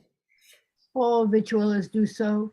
What is a joint of mutton or two in a whole Lent? You, gentlewoman. What says your grace? His grace says that which his flesh rebels against. Who knocks so loud at door? Look to the door there, Francis. Peter, how now? What news? The king, your father, is at Westminster, and there are 20 weeks and the weary posts come from the north, and as I came along, I met and overtook a dozen captains, bareheaded, sweating, knocking at the taverns, and asking every one for Sir John the Falstaff. By heavens, Poins, I feel me much to blame, so idly to profane the precious time when tempest of commotion like the south, born with black vapor, doth begin to melt and drop upon our bare unarmed heads. Give me my sword and cloak. Falstaff, good night. Now comes the sweetest morsel of the night, and we must hence and leave it unpicked. More knocking at the door. How now? What's the matter? You must await a court, sir, presently. A dozen captains stay at door for you. Ah, pay the musicians. Sirrah, farewell, hostess. Farewell, doll. You see, my good wenches, how men of merit are sought after. The undeserver may sleep when the man of action is called on. Farewell, good wenches. If I be not sent away post, I will see you again ere I go. I cannot speak. If my heart be not ready to burst. Well, sweet Jack, have a care of thyself. Farewell, farewell. Well, fare thee well. I have known thee these 29 years, come Peascot time, but an honester and true-hearted man will fare thee well. Mistress Tearsheet, What's the matter? bid Mistress Tearsheet come to my master.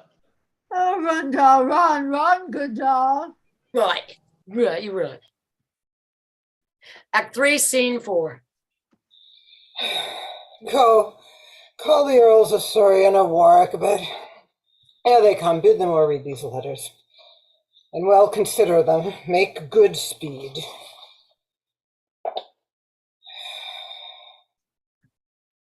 How many thousand of my poorest subjects are at this hour asleep?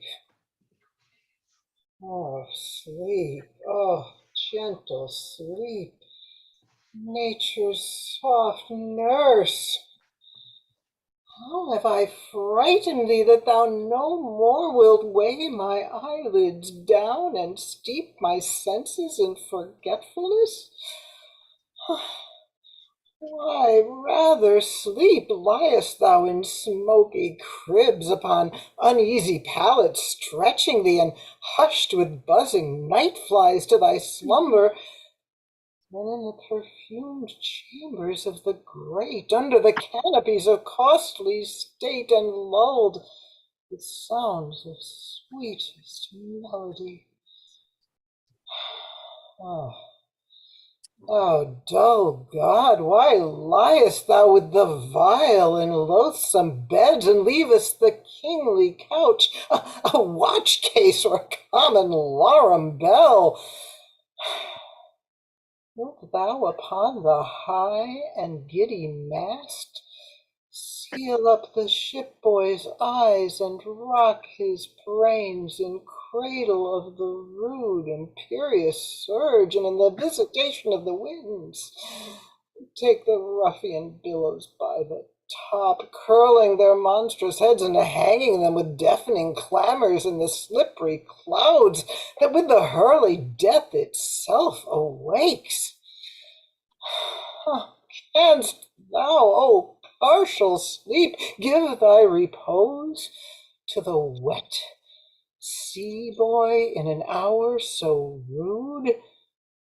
In the calmest and most stillest night, with all appliances and means to boot, deny it to a king? Unhappy low, lie down. Uneasy lies the head that wears a crown.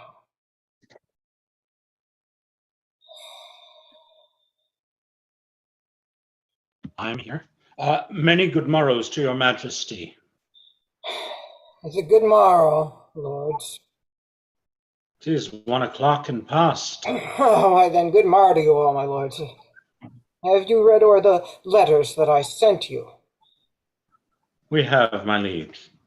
Then you perceive the body of our kingdom, how foul it is, what rank diseases grow, and with what danger near the heart of it? It is but as the body yet distempered, which to his former strength may be restored with good advice and little medicine. My Lord Northumberland will soon be cooled. Oh, heaven, that one might read the book of fate and see the revolution of the times make mountains level, and the continent, weary of solid firmness, melt itself into the sea. And other times to see the beachy girdle of the ocean too wide for Neptune's hips. How chances mocks and changes fill the cup of alteration with diverse liquors. Oh, if this were seen, the happiest youth, viewing his progress through, what perils past, what crosses to ensue, would shut the book and sit him down and die. 'Tis not 10 years gone since Richard and Northumberland, great friends, did feast together, and in 2 years after were they at wars. 'Tis but 8 years since this Percy was the man nearest my soul, who like a brother toiled in my affairs and laid his love and life under my foot. Yet for my sake, even to the eyes of Richard, gave him defiance. But which of you was by, you, cousin Neville, as I remember, when Richard, with his eye brimful of tears, then checked and rated by Northumberland, did speak these words, now proved a prophecy? Northumberland, thou ladder by the which my cousin Bolingbroke ascends my throne. Well then, heaven knows I had no such intent, but necessity so bowed the state that I and greatness were compelled to kiss. The time shall come. Thus he did follow it, the time will come that foul sin gathering head shall break into corruption. So went on, foretelling this same time's condition and the division of our amity. There is a history in all men's lives, figuring the nature of the times deceased, the which observed a man may prophesy with a near aim of the main chance of things and as yet not come to life, which in their seeds and weak beginnings lie untreasured. Such things become the hatch and brood of time, and by the necessary form of this, King Richard might create a perfect guess that great Northumberland, then false to him, would of that seed grow to a greater falseness, which should not find a ground to root upon unless on you. Are these things then necessities? Then let us meet them like necessities, and that same word even now cries out to us. They say the bishop and Northumberland are 50,000 strong. It cannot be, my lord. Rumour doth double like the voice and echo the numbers of the feared. Please it your grace to go to bed. Upon my life, my lord, the powers that you already have sent forth shall bring this prize in very easily. To comfort you the more, I have received a certain instance that Glendower is dead. Your majesty hath been this fortnight ill, and these unseasoned hours perforce must add unto your sickness. I'll take your counsel. And were these inward wars once out of hand, we would, dear lords, unto the Holy Land. Act 3, Scene 2. Kenny, would you please take Moldy? Thank you. Come on, come on, come on. Give me your hand, sir. Give me your hand, sir. An early stir by the road, and how doth my good cousin silence? Asher? How does my good cousin? Good morrow, good cousin Shallow. And how does my cousin, your bedfellow, and your fairest daughter, and mine, my goddaughter, Ellen? Alas, a black ozel, cousin Shallow. By yea and nay, sir. I dare say my cousin William is become a good scholar. He's at Oxford still, is he not? Indeed, sir, to my cost. He must then to the Inn's Court shortly. I was once at Clement's Inn, where I think they will talk of man shallow yet. You were called lusty shallow then, cousin. I was called anything, and I would have done anything, indeed, too, and roundly, too. There was I and little John Doit of Stratfordshire, and Black George Barr, and Francis Pickbone, and Will Squill, the Copsaw man. You had not forth such swinge bucklers at all the inns of court again, and I must say to you, we knew where the Bonarovers were, and had the best of them all at commandment. Then was Jack Falstaff, now Sir John, a boy, and a page to Thomas Mowbray, Duke of Norfolk. This Sir John, cousin, that comes hither and anon about soldiers? Yeah, this same Sir John, the very same. I saw him break Scoggins' head at the court gate when he was a crack, not thus high. And the very same day did I fight with one of Samson's stockfish at Fruiterer and behind Gray's Inn. Oh, the mad days that I have spent, and to see how many of mine old acquaintances are dead. We shall all follow, cousin. Certain, 'tis certain, very sure, very sure.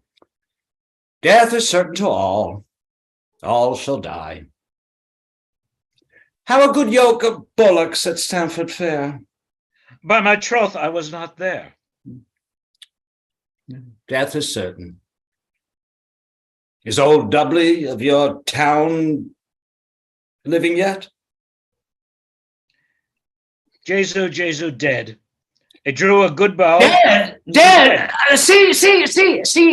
He drew a good bow and dead. He shall find shoot. John of Gaunt loved him well and betted much money on his head. Dead. He would have clapped in the clout at 12 score and carried you a forehand shaft of 14 and 14 and a half. That would have been done a man's heart good to see. How's a score of yous now? Thereafter, as they be, a score of good ewes may be worth £10. And is old Dudley dead? Here comes two of Sir John Falstaff's men, as I think. Good morrow, honest gentlemen. I beseech you, which is Justice Shallow? I am Robert Shallow, sir, a poor esquire of this county and one of the king's justices of the peace. What is your good pleasure with me? My captain, sir, commends him to you. My captain, Sir John Falstaff, a tall gentleman and a most gallant leader. He greets me well, sir. I knew him a good back-sword man. How doth the good knight, may I ask? How my lady his wife doth? Sir, pardon, a soldier is better accommodated than with a wife. It is well said, sir. It is well said indeed, too. Better accommodated. It is good, yea, indeed, it is good. Good phrases are surely in every man very commendable. Accommodated. It comes of accommado. Very good phrase. Pardon, sir, I have heard the word. Phrase, call you it? By this day I know not the phrase, but I will maintain with my soul to be a soldier-like word, and a word of exceeding good command, accommodated. That is when a man is, as they say, accommodated, or when a man is being whereby he thought to be accommodated, which is an excellent thing. Oh, it is very just. Look, here he comes, Sir John. Give me your hand. Give me your worship's hand. Your hand, trust me.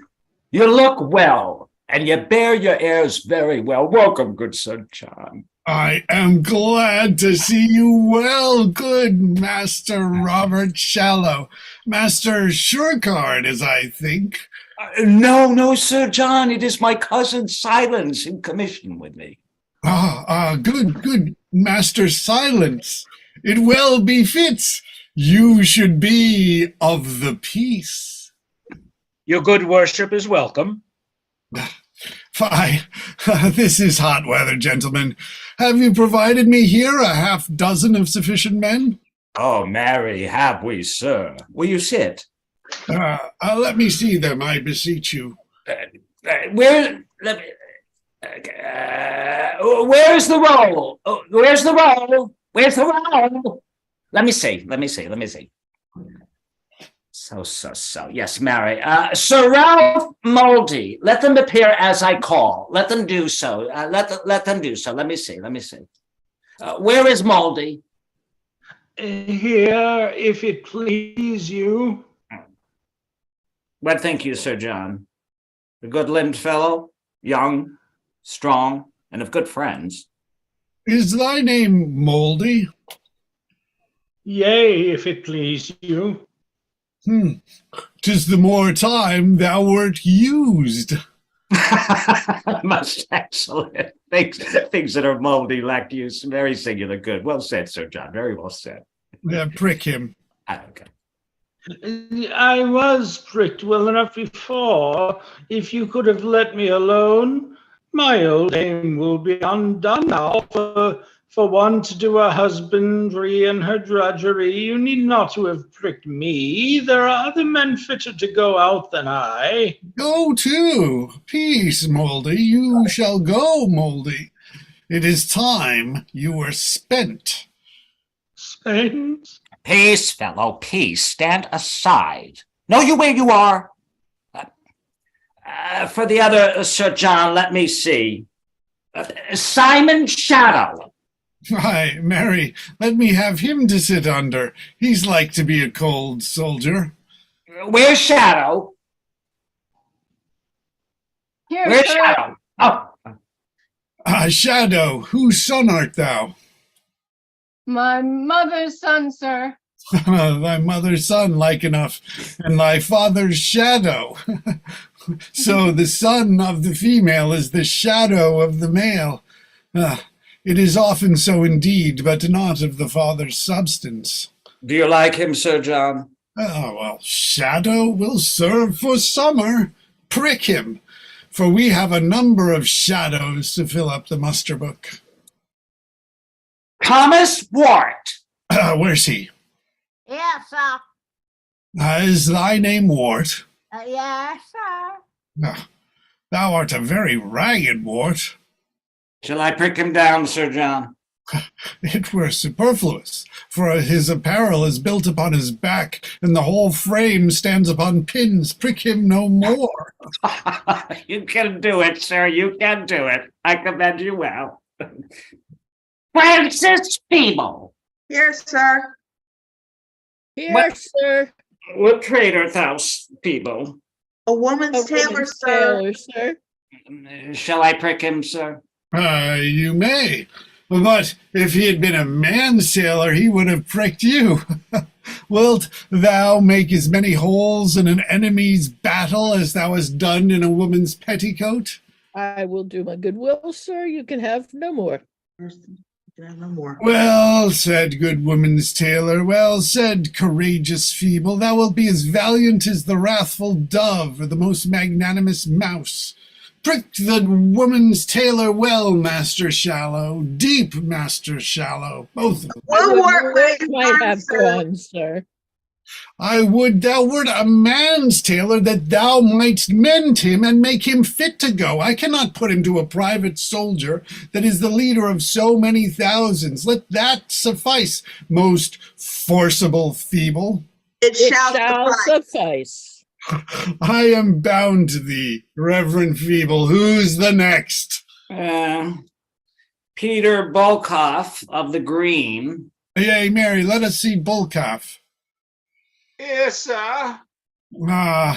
Trust me, a likely fellow. Come, prick me, Bullcoff, till he roar again.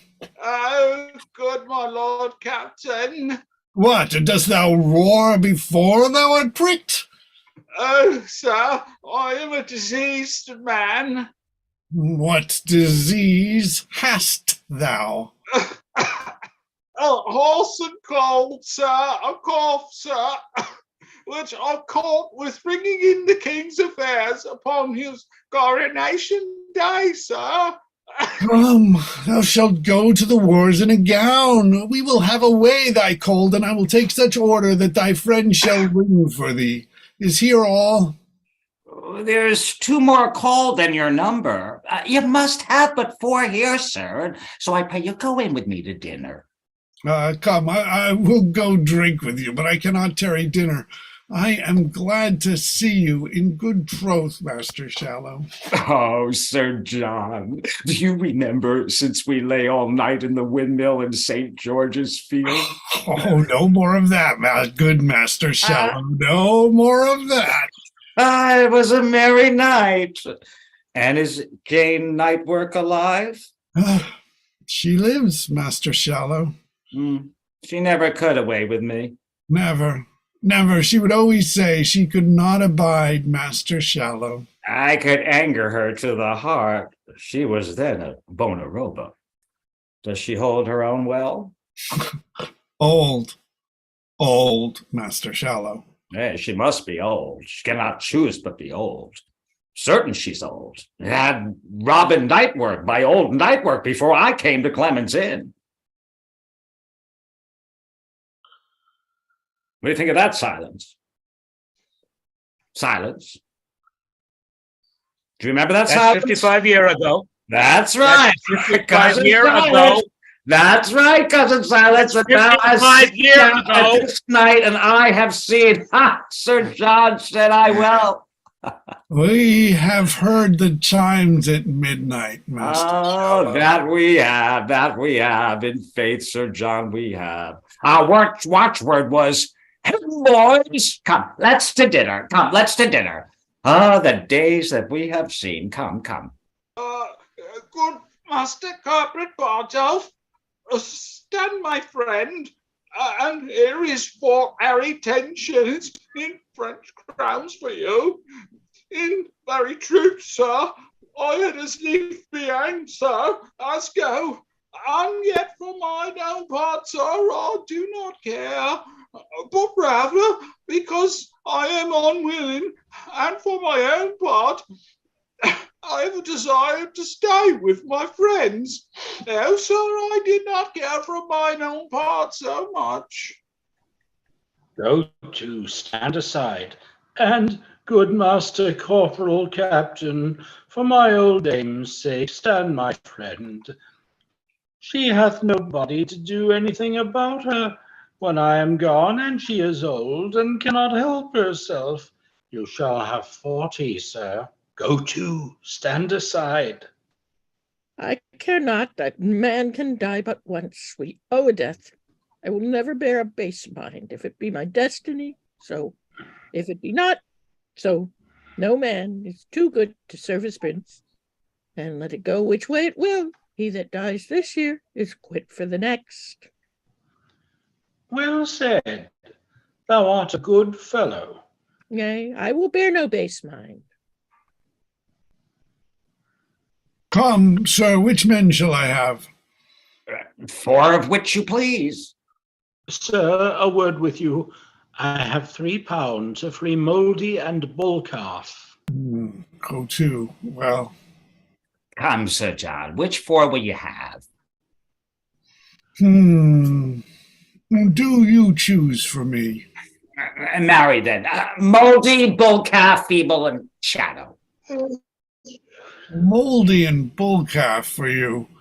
Moldy, stay at home until you are past service, and for your part, bull calf, grow till you come into it. I will none of you. Sir John, do not yourself wrong.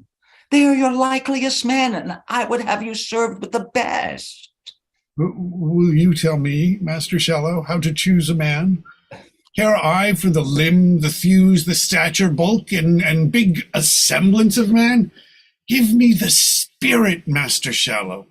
Where's Wart? You see what a ragged appearance it is? He shall charge you and discharge you with the motion of a pewterer's hammer, come off and on swifter than he that gibbets on the brewer's bucket. And this same half-faced fellow Shadow, give me this man. He presents no mark to the enemy. The foe man may with a great aim level at the edge of a penknife. And for a retreat, how swiftly will this feeble, the woman's tailor, run off? Oh, give me the spare men, and spare me the great ones. Put me a caliver into Wart's hand, Bardolph. Hold Walt, traverse, thus. Come, manage me your caliver. So, very well. Go to. Very good. Exceeding good. Oh, give me always a little lean, old chopped, bald shot. Well said, Wart. Thou art a good scab. Hold, there is a tester for thee. He is not his craft's master. He does not do it right. I remember at Mile End Green when I lay at Clement's Inn. I was then Sir Dagonet in Arthur's show. There was a little quiver fellow, and he would manage you his piece thus, and he would about, and come you in, and come you in. Ra-ta-ta, would he say? Bounce, would he say? And away again would he go, and again would he come. I shall never follow such a fellow. These fellows will do well, Master Shallow. Farewell, Master Silence. I will not use many words with you. Fare you well, gentlemen both. I thank you. I must 12 mile tonight. Bardolph, give the soldiers coats. Sir John, I just lost my place. Will you just bear with me as I see you out? Get me back to my place. Let me get, what page am I on? Bottom of 82. Thank you very much. And I'm just going to say, heaven bless you and prosper your affairs and send us peace. And as you return visit my house, let our old acquaintance be renewed. Pre-adventure, I will with you to the court. I would you would, Master Shallow. Oh, go to. I've spoken a word. Fare you well. Fare you well, gentle gentlemen. On, Bardolph, lead the men away. As I return, I will fetch off these justices. I do see the bottom of Justice Shallow. Oh, how subject we old men are to this vice of lying. This same starved justice hath done nothing but prate to me about the vileness of his youth, and the feats he hath done about the Turnbull Street, and every third word a lie, endeavor paid to the hearer than the Turk's tribute. I do remember him at Clement's Inn, like a man after a supper at a cheese paring, when he was naked. He was for all the world like a forked radish, with a head fantastically carved upon it with a knife. He was so forlorn that his dimensions to any thick sight were invincible.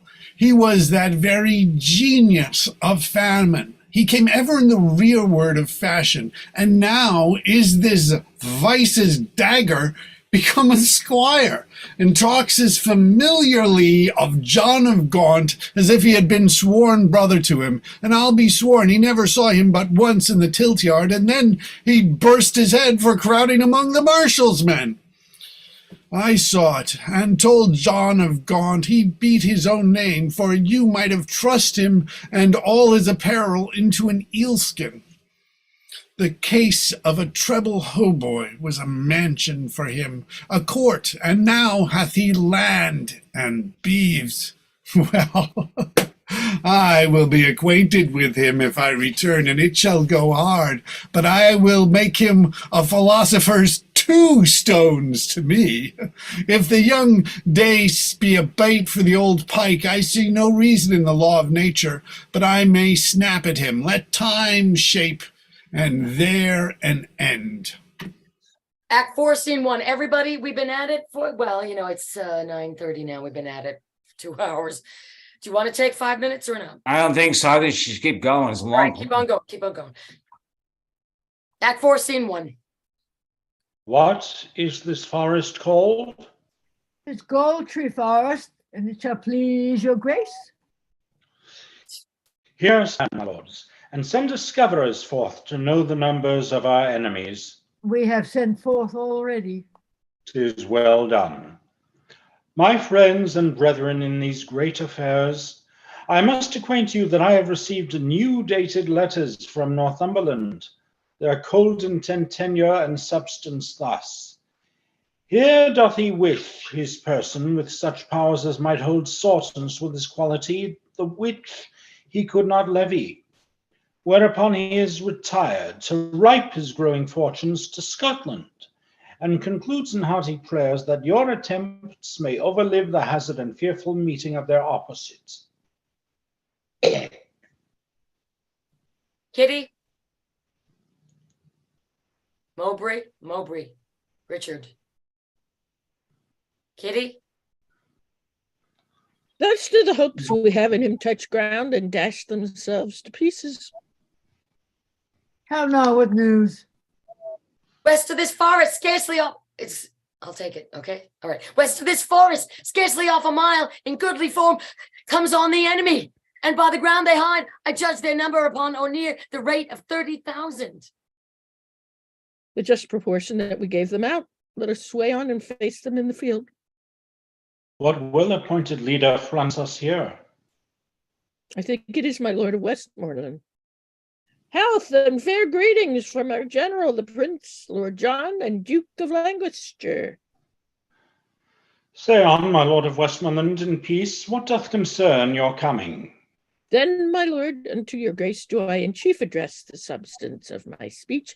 If that rebellion came like itself in base and abject routes, led on by bloody youth, guarded with rage, and countenanced by boys and beggary, I say, if damned commotion so appear in his true native and most proper shape, you, reverend father, and these noble lords, had not been here to dress the ugly form of base and bloody insurrection with your fair honors. You, Lord Archbishop, whose see is by a civil peace maintained, whose beard the silver hand of peace hath touched, whose learning and good letters peace hath tutored, whose white investments figure innocence, the dove, and very blessed spirit of peace, wherefore do you so ill translate yourself out of the speech of peace that bears such grace into the harsh and boisterous tongue of war, turning your books to graves, your ink to blood, your pens to lances, and your tongue divine to a loud trumpet and a point of war? Wherefore do I this? So the question stands. Briefly to this end, we are all diseased, and with our surfeiting and wanton hours, have brought ourselves into a burning fever, and we must bleed for it. Of which disease our late King Richard, being infected, died. But my most noble Lord of Westmoreland, I take not on me here as a physician. What's going on, guys? Come on now. Wait, where are we? 87. Bottom of 87. Nor do I, as an enemy to peace, troop in the throngs of military men, What happened? but rather show a while like fearful war to diet like mine, sick of happiness, and purge the obstructions which begin to stop our very veins of life. Hear me more plainly. I have an equal balance, justly weighed what wrongs our arms may do, what wrongs we suffer, and find our griefs heavier than our offenses. We see which way the stream of time doth run, and are enforced from our most quiet there by the rough torrent of occasion, and have the summary of all our griefs when time shall serve to show in articles, which long ere this we offered to the king, and might by no suit gain our audience. When we are wronged and would unfold our griefs, we are denied access unto his person, even by those men that most have done us wrong. The dangers of the days but newly gone, whose memory is written on the earth with yet appearing blood, and the examples of every minute's instance present now, hath put us in these ill-beseeming arms, not to break peace or any branch of it, but to establish here a peace indeed, concurring both a name and quality. Whenever yet was your appeal denied? Wherein have you been galled by the king? What peer hath been suborned to grace on you, that you should seal this lawless bloody book of forged rebellion with a seal divine? My brother general, the Commonwealth, I make my quarrel in particular. There's no need of any such redress, or if there were, it not belongs to you.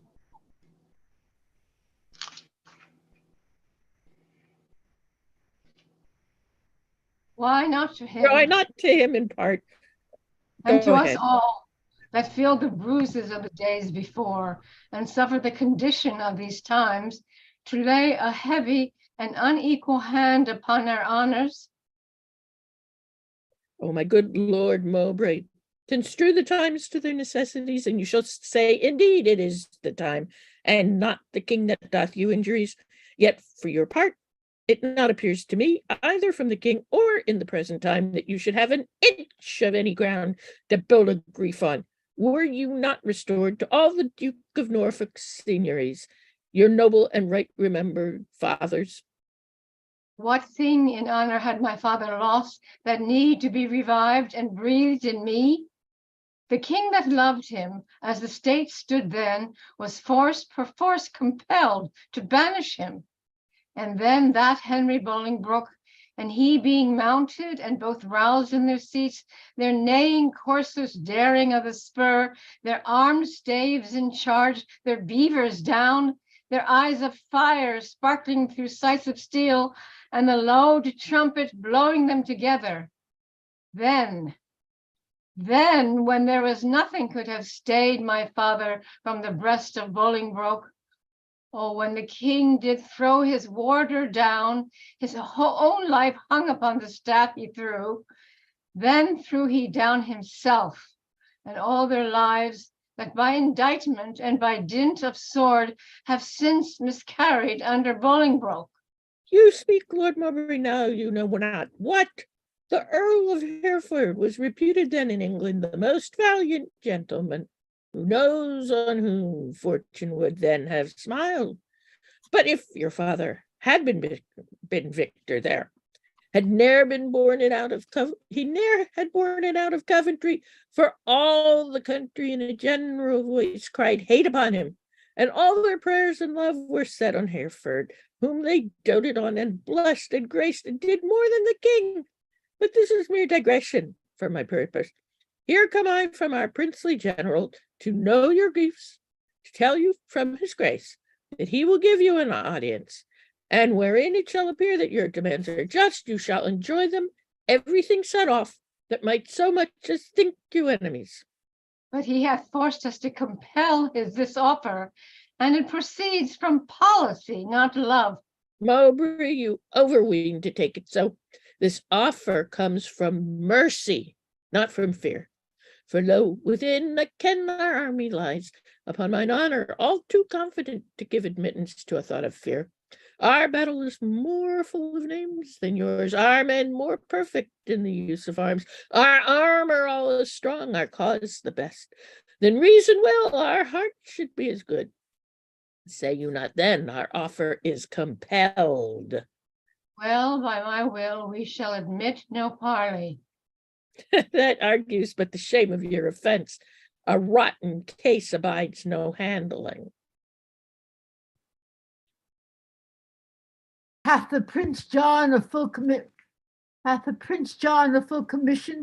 in very ample virtue of his father, to hear and absolutely to determine of what conditions we shall stand upon? That is intended in the general's name. I muse you make so slight a question. Then take, my lord of Westmoreland, this schedule, for this contains our general grievances. Each several article herein redressed all members of our cause, both here and hence, that are insinuated to this action, acquitted by a true substantial form, and present execution of our wills to us, and to our purposes confined. We come within our awful banks again, and knit our powers to the arm of peace. This will I show the general. Please you, lords, in sight of both our battles, we may meet at either end in peace, which heaven so frame, or to the place of difference call the swords which much decided. My lord, we will do so. There is a thing within my bosom tells me that no conditions of our peace can stand. Fear not that if we can make our peace upon such large terms and so absolute as our conditions shall consist upon, our peace shall stand as firm as rocky mountains. Aye, but our valuation shall be such that every slight and false derived cause, yea, every idle, nice, and wanton reason, shall to the king taste of this action. That were our royal faiths. Martyrs in love, we shall be winnowed with so rough a wind that even our corn shall seem as light as chaff, and good from bad find no partition. No, no, my lord, note this. The king is weary of dainty and such picking grievances, for he hath found to end one doubt by death, revives two greater in the heirs of life, and therefore will he wipe his tables clean and keep no telltale to his memory that may repeat and history his loss to new remembrance. For full well he knows he cannot so precisely weed this land as his misdoubts present occasion. His foes are so enrooted with his friends, that plucking to unfix an enemy, he doth unfasten so and shake a friend, that so that this land, like an offensive wife that hath enraged him onto other strokes, as he is striking, holds his infant up and hangs resolved correction in the arm that was upreared to execution. Besides, the king hath wasted all his wrongs on late offenders, that he now doth lack the very instruments of chastisement, so that his power like to a fangless lion may offer but not hold. 'Tis very true, and therefore be assured, my good Lord Marshal, if we do now make our atonement well, our peace will, like a broken limb united, grow stronger for the breaking. Be it so. Here is returned, my lord of Westmoreland. The prince is here at hand. Pleaseth your lordship to meet his grace, just distance between our armies. Your grace of York, in heaven's name, then forward. Before, and greet his grace, my lord, we come.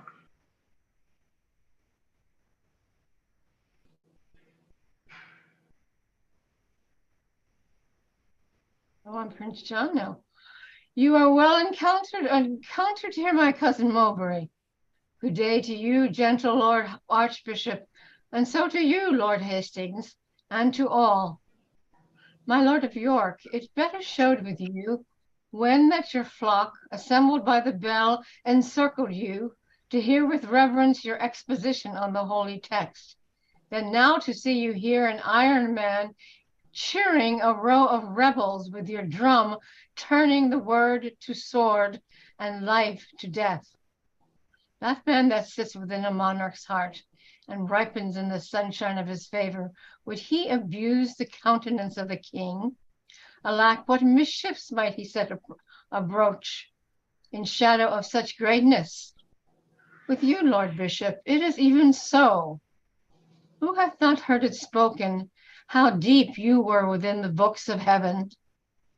To us, the speaker in his parliament, to us, the imagined voice of heaven itself, the very opener and intelligencer between the grace, the sanctities of heaven, and our dull workings. Oh, who shall believe, but you misuse the reverence of your place, employ the countenance and grace of heaven as a false favorite doth his prince's name, in deeds dishonorable. You have taken up, under the counterfeited zeal of heaven, the subjects of heaven's substitute, my father, and both against the peace of heaven and him have here upswarmed them. Good my lord of Lancaster, I am not here against your father's peace, but as I told my lord of Westmoreland, the time misordered doth in common sense crowd us and crush us to this monstrous form. To hold our safety up, I sent your grace the parcels and particulars of our grief, the which hath been with scorn shoved from the court. whereon this Hydra son of war is born, whose dangerous eyes may well be charmed to sleep with grant of our most just and right desires, and true obedience of this madness cured, stoop tamely to the foot of majesty. If not, we ready are to try our fortunes to the last man. And though we here fall down, we have supplies to second our attempt if they miscarry. There shall second them, and so successive mischiefs shall be born. And heir from heir shall hold this quarrel up, whilst England shall have generation.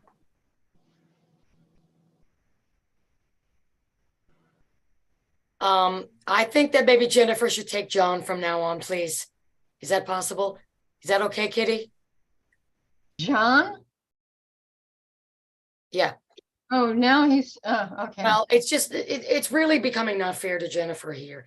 Do you mind just sticking with Mowbray No, only? go ahead. Thank you. I really appreciate that. Eleanor stole Feeble from Jennifer. You gave it to me. No, I sent emails out. Yes, it doesn't matter. Let's keep on going. But what are you going to do? What are you going to do to try to keep it equal? What are you going to do? You there, Jennifer? Yes. Okay, thank you. Would you please take John? Okay. Thank you. And is that okay, Kitty? And you just do Mowbray? Is that okay? Yeah, please. Where, It's confusing anyway because they're on different sides of the war. So Page 97. Right, 97. 2/3 of the way down. Okay. You are too shallow, Hastings, much too shallow to sound the bottom of the after times. Please, your grace, to answer them directly. How far forth you do like their articles? I like them all, and do allow them well, and swear here by the honor of my blood, my father's purposes have been mistook, and some about him have been too lavishly rested his meaning and authority. My lord, these griefs shall be with speed redressed. Upon my life they shall. If this may please you, discharge your powers unto their several counties, as we will ours.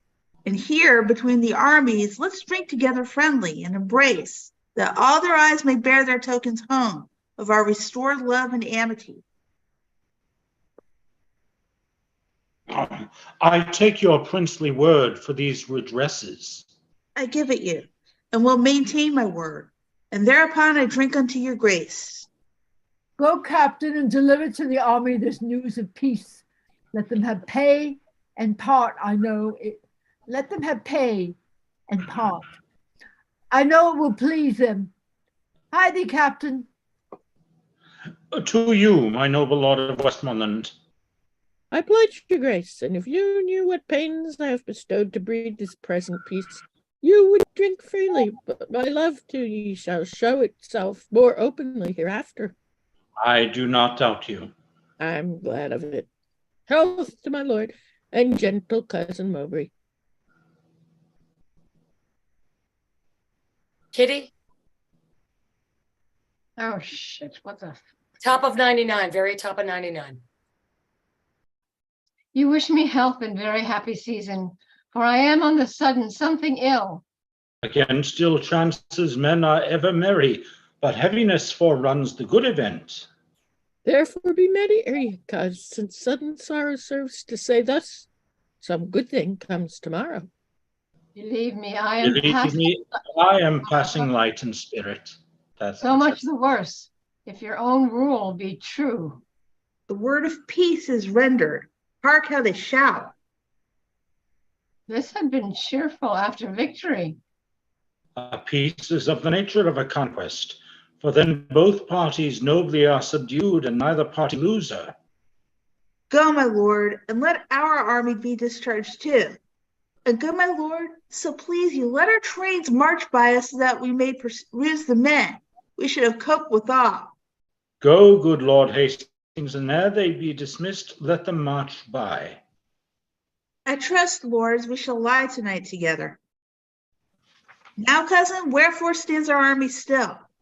The leaders having charge from you to stand will not go off until they hear you speak. They know their duties. Our army is dispersed like youthful steers, unyoked they took their course. East, west, north, south, or like a school broke up, each hurries toward his home and sporting place. Good tidings, my Lord Hastings. For the which I do arrest thee, traitor of high treason, and you, Lord Archbishop, and you, Lord Mowbray, of capital treason. I attach you both. Is this proceeding just and honorable? Is your assembly so? Will you thus break your faith? I Upon thee none. I promise you redress of these same grievances whereof you did complain, which by mine honor I will perform with the most Christian care. But for you, rebels, look to taste the due meet for rebellion, and such acts as yours. Most shallowly did you these arms commence, fondly brought here and foolishly sent hence. Strike of our drums, pursue the scattered stray. Heaven and not we have safely fought today. Some guard these traitors to the block of death, treason's true bed, and yield her up of breath. All right. Act 4, Scene 3. What's your name, sir? What condition are you, and of what place, I pray? Sir Colville, where are you hiding? Come out. We have a Colville. Jennifer, could you take it, please? What's your name, sir? And Sorry, which- go ahead. I'm a knight, sir, and my name is Collerville of the Dale. Well, then, Colville is your name, a knight is your degree, and your place, the Dale. Colville shall still be your name, a traitor your degree, and the dungeon your place, a place deep enough. So shall you be still, Colville of the Dale. Are you not Sir John Falstaff? As good a man as he, sir, whoe'er I am. Do ye yield, sir, or shall I sweat for you? If I do sweat, they are the drops of thy lovers, and they weep for thy death. Therefore rouse up fear and trembling, and do observance to my mercy. I think you are Sir John Falstaff, and in that thought, yield me. I have a whole school of tongues in this belly of mine, and not a tongue of them all speaks any other word but my name. And I had but a belly of any indifferency, I was simply the most active fellow in Europe. My womb undoes me. Here comes our general. The heat is past. Follow no farther now. Calm the powers, good cousin Westmoreland. Now, Falstaff, where have you been all this while? When everything is ended, then you come. These tardy tricks of yours will, on my life, one time or another, break some gallows back. I would be sorry, my lord, but it should be thus. I never knew yet but rebuke and check was the reward of valor. Do you think me a swallow, an arrow, or a bullet? Have I, in my poor and old motion, the expedition of thought, I have speeded hither with the very extremest inch of possibility. I have foundered 90 and odd posts, and here, travel-tainted as I am, have, in my pure and immaculate valor, taken Sir John Colville of the Dale, a most furious knight and valorous enemy. But what of that? He saw me and yielded. That I may justly say with that hook-nosed fellow of Rome, I came, saw, and overcame. It was more of his courtesy than you're deserving. I know not. Here he is, and here I yield him. And I beseech your grace, let it be booked with the rest of this day's deeds. Or I swear I will have it in a particular ballad with my own picture on the top of it. Colville kissing my foot, to the which course, if I be enforced, if you do not all show like gilt 2 pences to me, and I in the clear sky of fame o'ershine you as much as the full moon doth the cinders of the element, which show like pinheads to her. Believe not the word of a noble, therefore let me have right, and let desert mount. Thine's too heavy to mount. Well, let it shine then. Thine's too thick to shine. Oh, let us do something, my good lord, that may do me good, and call it what you will. Is thy name Colville? It is, my lord. Most famous Famous rebel that art thou, Colville. and a famous true subject took him. I am, my lord, but as my betters are that led me hither, had they been ruled by me, you should have won them dearer than you have. I know not how they sold themselves, but thou, like a kind fellow, gavest thyself away, and I thank thee for thee. Have you left pursuit? Retreat is made and execution stayed.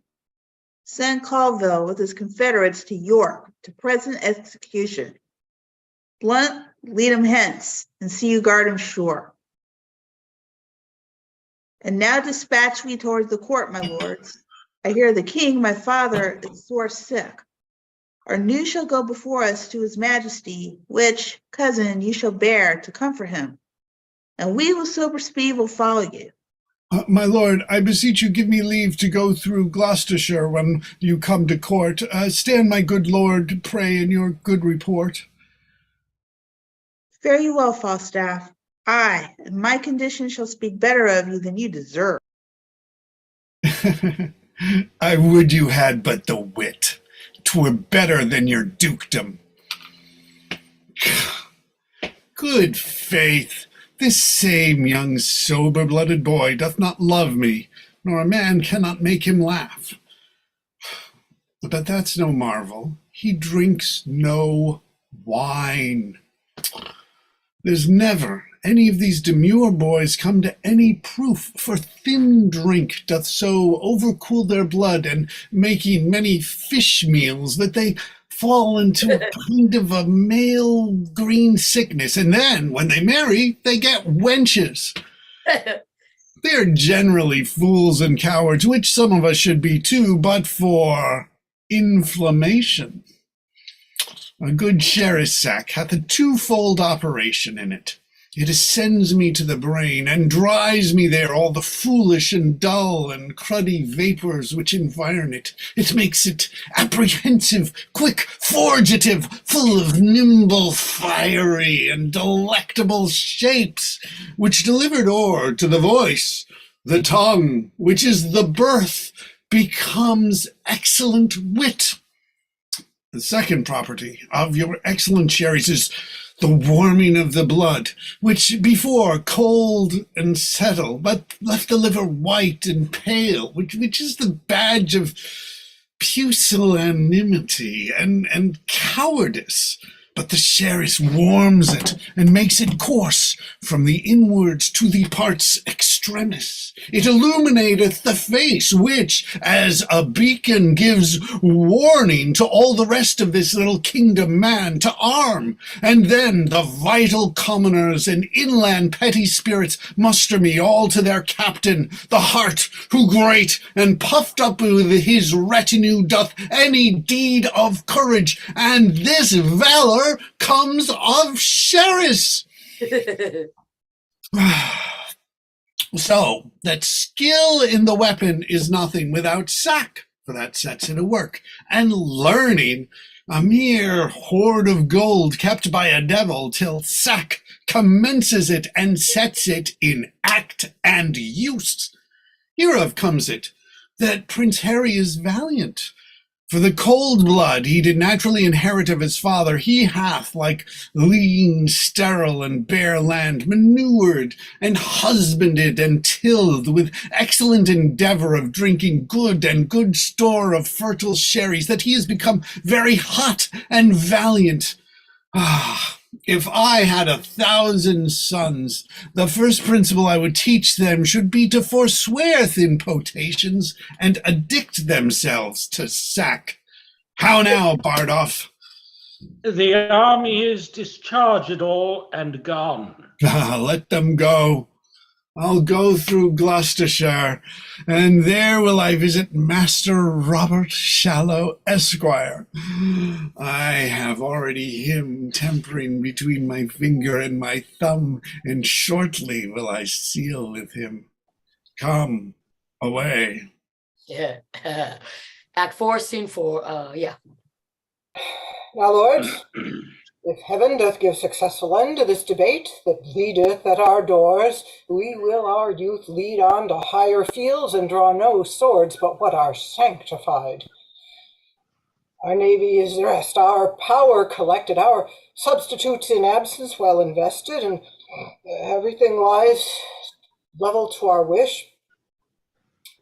Only we want a little personal strength and pause us till these rebels now afoot come underneath the yoke of government. Both which we doubt not, but your majesty shall soon enjoy. Humphrey, my son of Gloucester, oh, where's the prince, your brother? I think he's gone to hunt, my lord, at Windsor. And how accompanied? I do not know, my lord. Is not his brother, Thomas of Clarence, with him? No, my good lord, he isn't present here. What, my lord and father? Nothing but well to thee, Thomas of Clarence. How chance thou art not with the prince thy brother? He loves thee, and thou dost neglect him, Thomas. Thou hast a better place in his affection than all thy brothers. Cherish it, my boy, and noble offices thou mayest effect of mediation after I'm dead between his greatness and thy other brethren. Therefore, omit him not, blunt not his love, nor lose the good advantage of his grace. Cold or careless of his will, for he is gracious if he be observed. He hath a tear for pity, and a hand open as day for melting charity. Yet notwithstanding, being incensed, he is flint. As humorous as winter, and as sudden as flaws congealed in the spring of day. His temper, therefore, must be well observed. Chide him for his faults, and do it reverently when you perceive his blood inclined to mirth. But being moody, give him line and scope till that his passions, like a whale on ground, confound themselves with working.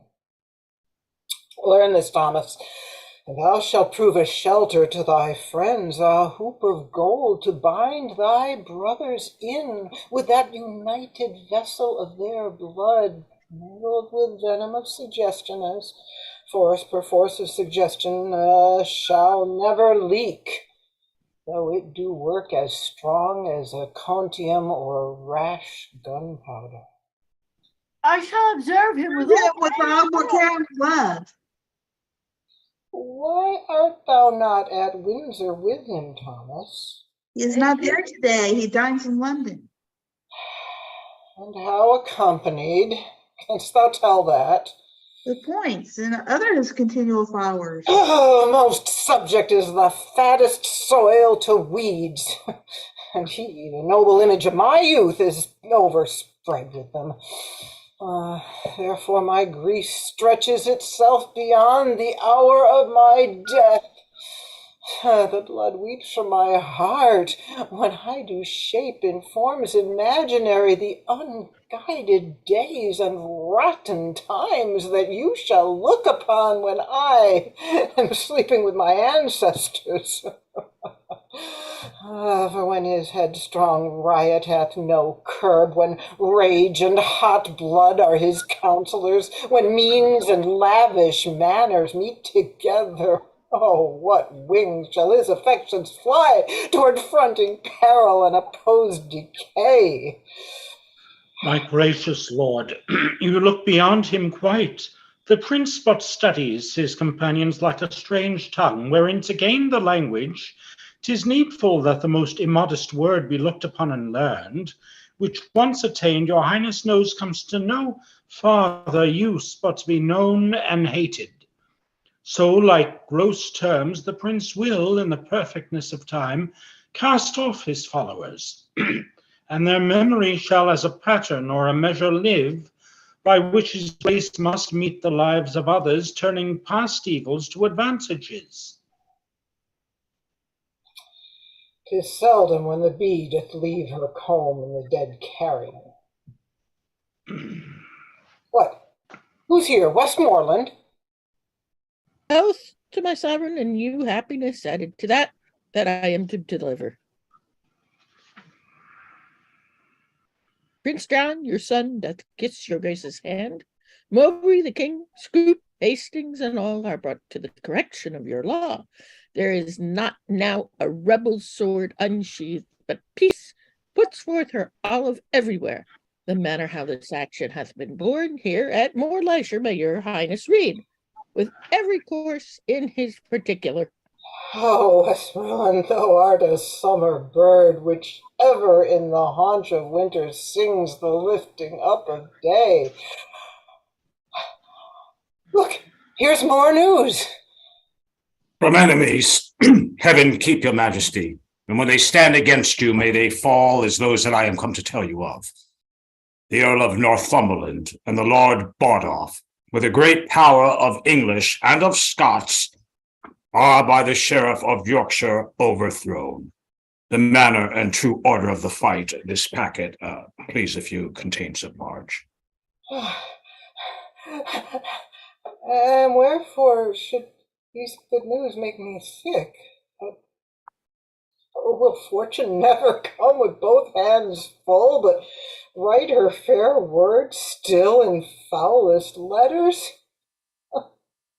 She either gives a stomach and no food, fetch her the poor in health, or else a feast and taketh away the stomach, such as the rich that have abundance and enjoy it not.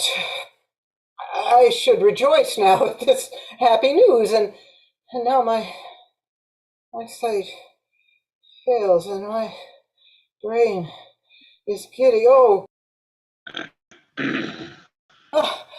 come near me now, I am much ill. Comfort your majesty. I'm our royal father. My sovereign lord, cheer up yourself. Look up. Be patient, princes. You do know these fits are with his highness very ordinary.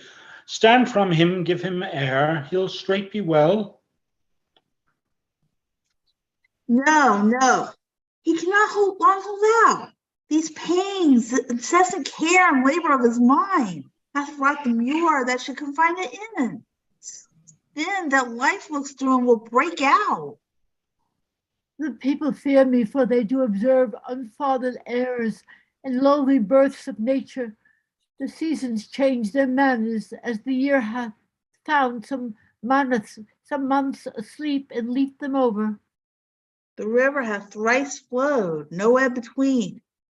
And the old folk, time's doting chronicles, say it did so. A little before that our great-grandsire Edward sicked and died. Speak lower, princes, for the king recovers.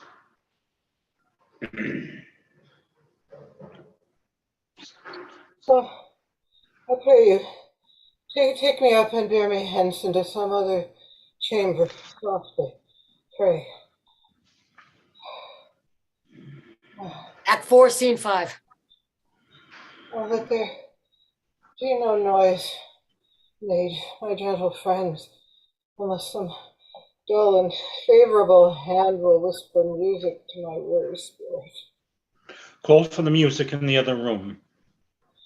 Set me the crown upon my pillow. His eye is hollow, and he changes much. Less noise, less noise. Who saw the Duke of Clarence? I am here, brother, full of heaviness. How now? Rain within doors and none abroad. How doth the king? Exceedingly ill. Heard he the good news yet? Tell it him. He altered much upon my hearing it. If he be sick with joy, he'll recover without physic. Not so much noise, my lords. Sweet prince, speak low. The king your father is disposed to sleep. Let us withdraw into the other room. Will it please your grace to go with us? No, I will sit and watch here by the king. Why doth the crown lie there upon his pillow, being so troublesome a bedfellow? Oh, polished perturbation, golden care, that keeps the ports of slumber open wide to many a watchful night.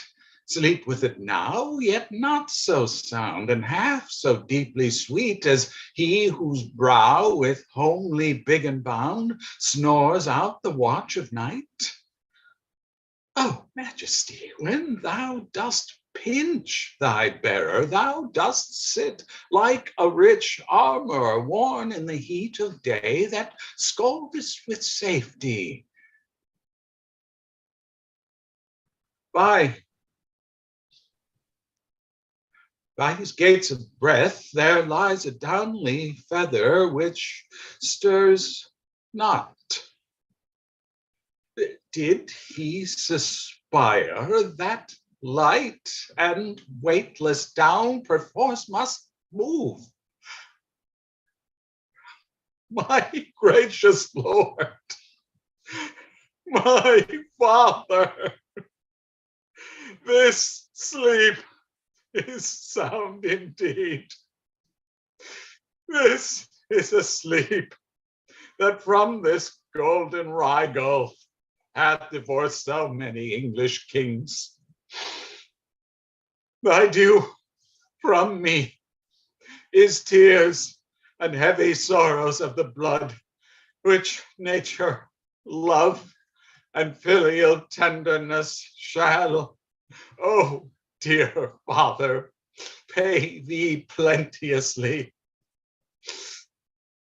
My due from thee is this imperial crown, which, as immediate from thy place and blood, derives itself to me. Lo, here it sits, which heaven shall guard and put the world's whole strength into one giant arm. It shall not force this lineal honor from me. This from thee will I to mine leave, as 'tis left to me. Mark, Gloucester, Clarence. That the king call? What would your majesty? How fares your grace? Why did you leave me here alone, my lords? We left the prince, my brother, here, my liege, who undertook to sit and watch by you. The Prince of Wales? Where is he? Let me see him. This door is open. He has gone this way. It came not through the chamber where we stayed. Where's the crown? Who took it from my pillow? When we withdrew, my liege, we left it here. The prince has taken it hence. Go seek him out. Is he so hasty that he doth suppose my sleep my death? Find him, my lord of work. Chide him hither. Oh, this part of his conjoined with my disease and helps to end me. See, sons, what things you are. How quickly nature falls into revolt when gold becomes her object. But this, the foolish, over-careful fathers have broke their sleeps with thoughts, their brains with care, their bones with industry. For this, they have engrossed and piled up the cankered heaps of strange achieved gold.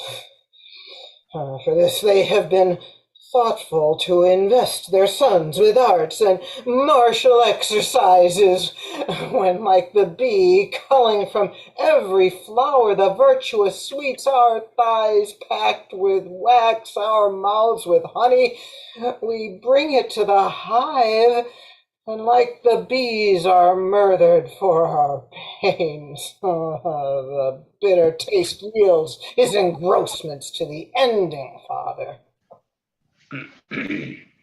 Now where is he that will not stay so long till his friend's sickness hath determined me?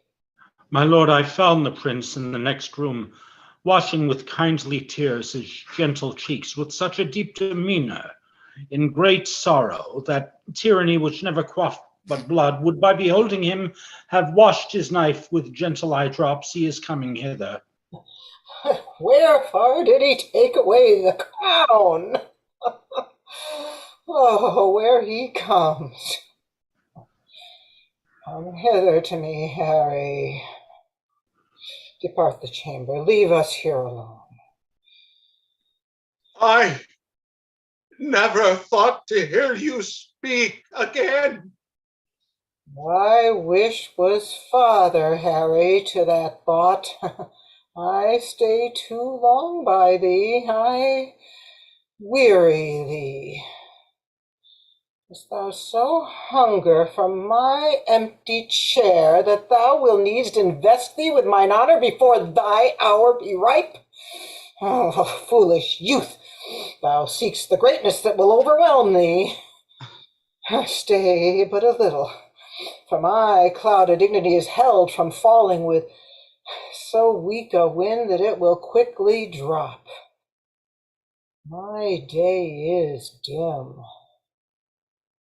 Thou hast stolen that which after some few hours were thine without offense. At my death thou hast sealed up my expectation. Thy life did manifest thou lovest me not, and thou wilt have me die assured of it. Thou hidst 1,000 daggers in thy thought, which thou hast whetted on thy stony heart to stab at half an hour of my life. Canst thou not forbear me half an hour? And get thee gone and dig my grave thyself, and bid the merry bells ring to thy ear that thou art crowned, not that I am dead. Let all the tears that should bedew my hearse be drops of balm to sanctify thy head. Only compound me with forgotten dust. Give that which gave thee life unto the worms. Pluck down my officers, break my decrees, for now a time is come to mock at form. Henry the Fifth is crowned up, vanity down, royal state. All you sage counselors, hence, and to the English court assemble now from every region apes of idleness. Now, neighbor confines, purge you of your scum. Have you a ruffian that will swear, drink, dance, revel the night, rob, murder, and commit the oldest sins, the newest kind of ways? Be happy. He will trouble you no more. England shall double gild his treble guilt. England shall give him office, honor, might. For the fifth Harry from curbed license plucks the muzzle of restraint, and the wild dog shall flesh his tooth in every innocent.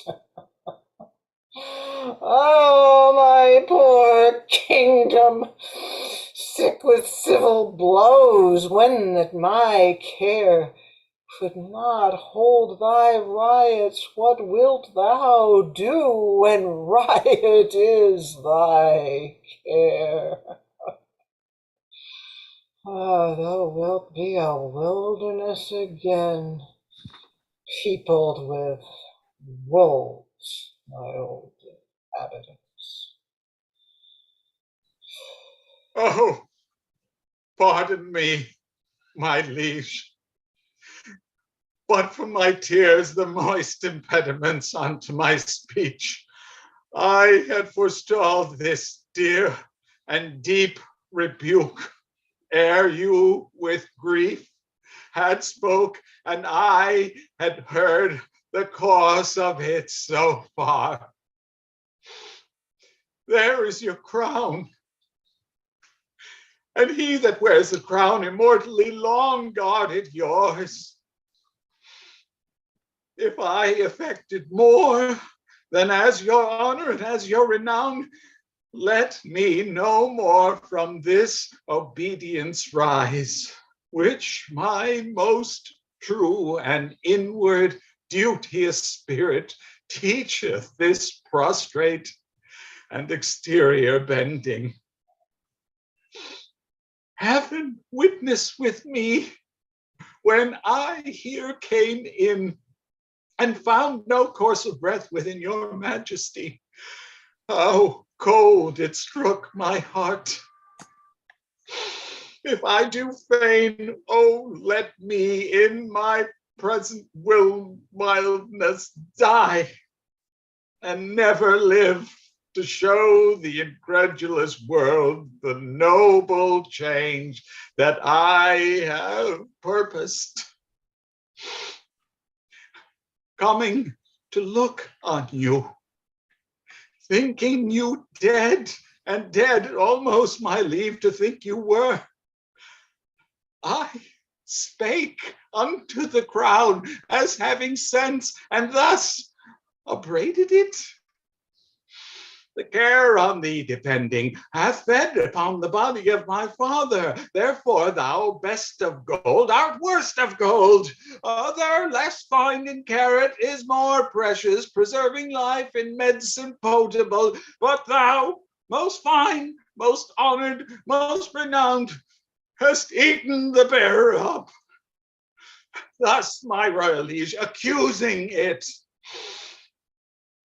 I put it on my head to try with it, as with an enemy that had before my face murdered my father, the quarrel of a true inheritor. But if I did infect my blood with joy, or swell my thoughts to any strain of pride, if any rebel or vain spirit of mine did, with the least affection of a welcome, give entertainment to the might of it, let heaven forever keep it from my head, and make me, as the poorest vassal is, that doth with awe and terror kneel to it. Oh, my son, heaven put it in thy mind to take it hence, that thou mightst join the more thy father's love, pleading so wisely in excuse of it. Come hither, Harry, sit thou by my bed, and hear, I think, the very last counsel that ever I shall breathe. Heaven knows, my son, by what bypaths and indirect crooked ways I met this crown. And I myself know well how troublesome it sat upon my head. To thee it shall descend with better quiet, better opinion, better confirmation. For all the soil of the achievement goes with me into the earth. It seemed in me but an honor snatched with boisterous hand, and I had many living to upbraid my gain of it by their assistances, which daily grew to quarrel and to bloodshed, wounding supposed peace. All these bold fears thou seest with peril I have answered, for all my reign hath been but a scene acting that argument. And now my death changes the mood. For what in me was purchased falls upon thee, and in a more fairer sort. So thou, the garland, wearest successfully. Yet though thou standst more sure than I could do, thou art not firm enough, since griefs are green. And all my friends, which thou must make thy friends, have but their stings and teeth newly taken out, by whose fell working I was first advanced, by whose power I well might lodge a fear to be again displaced. Which to avoid, I cut them off, and had a purpose now to lead out many to the Holy Land, lest rest and lying still might make them look too near unto my state. Therefore, my Harry, be it thy course to busy giddy minds with foreign quarrels, that action hence borne out may waste the memory of the former days. More would I, but my lungs are wasted so that strength of speech is utterly denied me. How I came by the crown, heaven forgive, and grant it may with thee in true peace live. My gracious liege, you won it, wore it, kept it, gave it me. Then plain and bright must my possession be, which I, with more than with a common pain, gainst all the world will rightfully maintain. Look, here comes my John of Lancaster. Health, peace, and happiness to my royal father. Oh, thou bringst me happiness and peace, son John. But health alack with youthful wings is flown from this bare withered trunk. Upon thy sight my worldly business makes a period. Where is my Lord of Warwick? My Lord of Warwick? Doth any name particular belong under the lodging where I first did swoon? 'Tis called Jerusalem, my noble lord. Laud be to heaven. Even there my life must end. It had been prophesied to me many years I should not die, but in Jerusalem, which vainly I supposed the Holy Land. But bear me to that chamber. There I'll lie. In that Jerusalem shall Harry die. Bravi. By cock and pie, you shall not away tonight. What, Davy, I say? You must excuse me, Master Robert Shallow.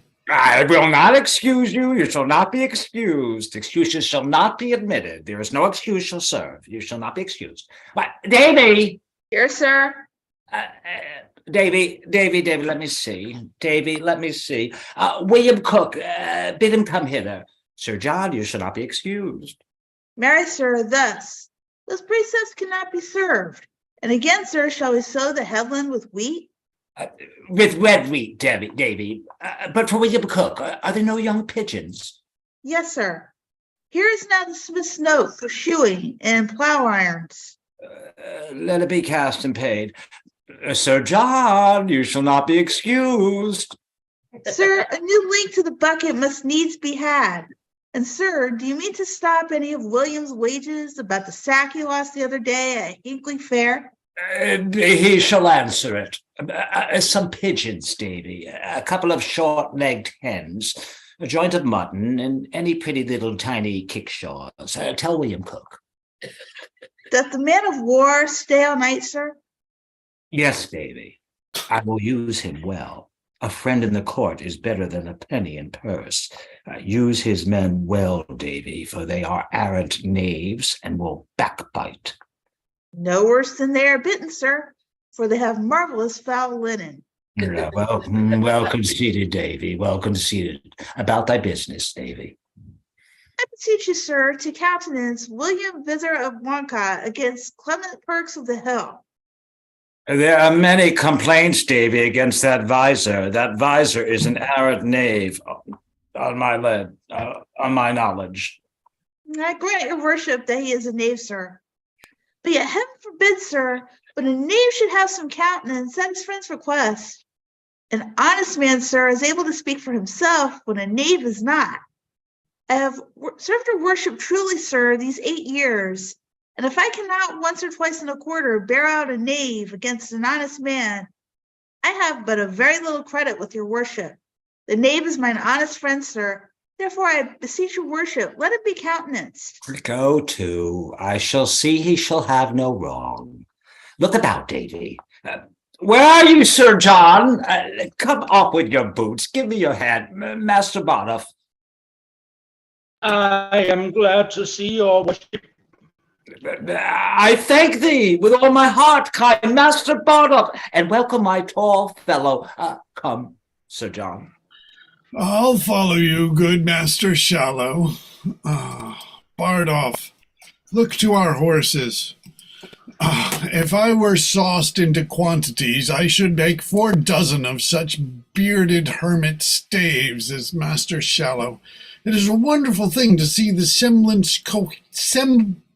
semblable coherence of his men's spirits and his. They, by observing of him, do bear themselves like foolish justices. He, by conversing with them, is turned into a justice-like serving man. Their spirits are so married in conjunction with the participation of society that they flock together and consent like so many wild geese. If I had a suit to Master Shallow, I would humor his men with the imputation of being near their master. If to his men, I would curry with Master Shallow, that no man could better command his servants.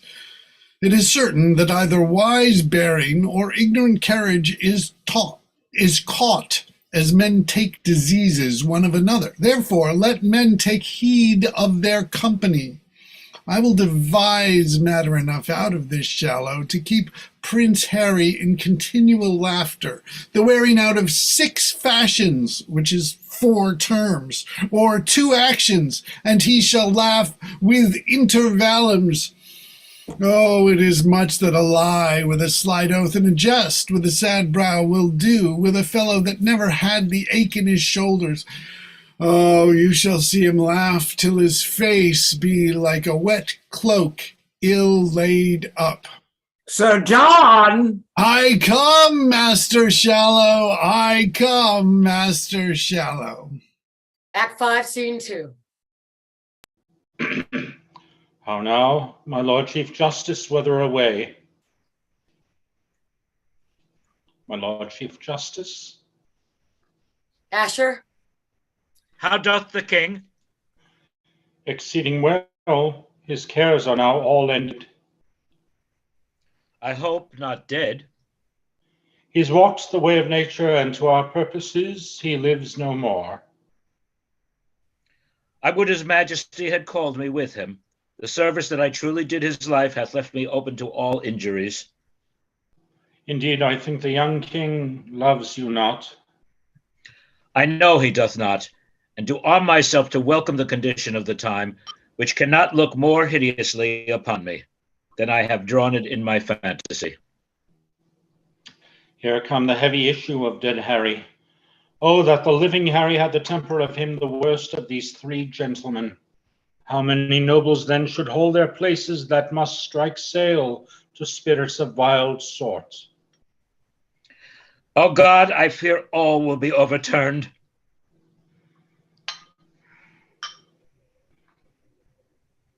Prince John. Jennifer, Lancaster. Jennifer. Good morrow, cousin Warwick. Good morrow. Good morrow, cousin. We meet like men that had forgot to speak. We do remember, but our argument is all too heavy to admit much talk. Well, peace be with him that has made us heavy. Peace be with us, lest we be heavier. Oh, good my lord, you have lost a friend indeed, and I dare swear you borrow not that face of seeming sorrow, but assure your own. Let no man be assured what grace to find. You stand in coldest expectation. I am the sorrier, would 'twere otherwise. Well, you must now speak, Sir John Falstaff fair, which swims against your stream of quality. Sweet princes, what I did in honor, led by the impartial conduct of my soul, and never shall you see that I will beg a ragged and forestalled remission. But if truth and upright innocency fail me, I'll to the king my master that is dead, and tell him who hath sent me after him. Here comes the prince.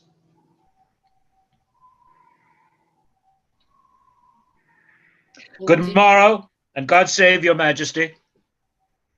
This new and gorgeous garment, majesty, sits not so easy on me as you think. Brothers, you mix your sadness with some fear. This is the English, not the Turkish court. Not Amura and Amura succeeds, but Harry. Yet be sad, good brothers, for, to speak truth, it very well becomes you. Sorrow so royally in you appears, sorrow so royally in you appears, that I will deeply put the fashion on and wear it in my heart. Why then be sad, but entertain no more of it, good brothers, than a joint burden laid upon us all. For me, by heaven, I bid you be assured, I'll be your father and your brother too. Let me but bear your love, I'll bear your cares. But weep that Harry's dead, and so will I. But Harry lives, that shall convert those tears by number into hours of happiness. We hope no other from your majesty. You all look strangely on me, and you think, I think assured I love you not. I am assured, if I be measured rightly, your majesty hath no just cause to hate me. No? How might a prince of my great hopes forget so great indignities you laid upon me? What? Rate, rebuke, and roughly send to prison in the immediate heir of England? Was this easy? May this be washed in Lethe and forgotten? I then did use the person of your father, the image of his power lay then in me. And in the administration of his law, whilst I was busy for the Commonwealth, your highness pleased to forget my place. The majesty and power of law and justice, the image of the king whom I presented, and struck me in my very seat of judgment, whereon, as an offender to your father, I gave bold away to my authority and did commit you. If the deed were ill, be you contented, wearing now the garland, to have a son set your decrees at naught, to pluck down justice from your awful bench, to trip the course of law and blunt the sword that guards the peace and safety of your person.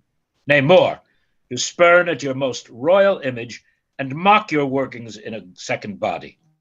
Question your royal thoughts, make the case yours.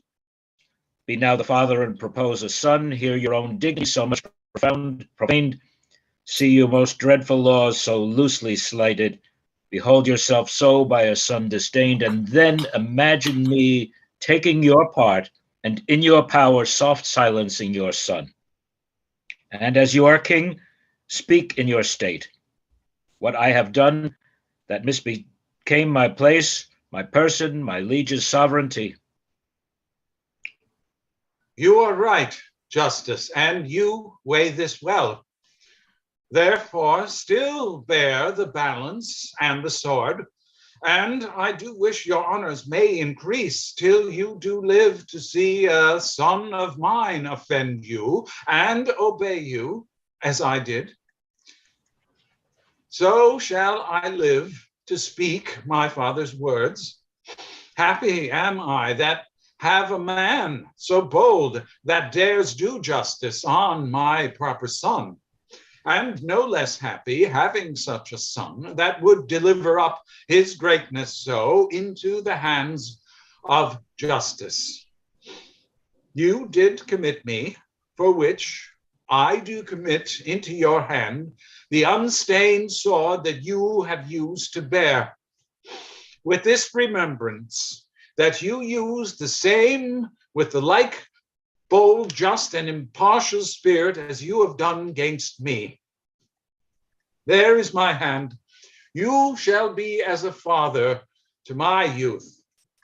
My voice shall sound as you do prompt mine ear, and I will stoop and humble my intents to your well-practiced, wise directions. And princes all, believe me, I beseech you, my father is gone wild into his grave, for in his tomb lie my affections. And with his spirits, sadly, I survive to mock the expectation of the world, to frustrate prophecies, and to race out rotten opinion, who hath writ me down after my seeming. The tide of blood in me hath profoundly flowed in vanity, till now doth it turn and ebb back to the sea, where it shall mingle with the state of floods, and flow henceforth in formal majesty. Now call we our high court of parliament, and let us choose such limbs of noble counsel that the great body of our state may go in equal rank with the best governed nation, that war or peace or both at once may be as things acquainted and familiar to us, in which you, Father, shall have foremost hand. Our coronation done, we will accept, as I before remembered, all our state and heaven consigning to my good intents. No prince, no peer shall have just cause to say, heaven shorts Harry's happy life one day. Act 5, Scene 3. Nay, you shall see my orchard, where in an arbor we will eat at last year's pippin of my own grafting, with a dish of caraways and so forth. Come, cousin Silence, and then to bed.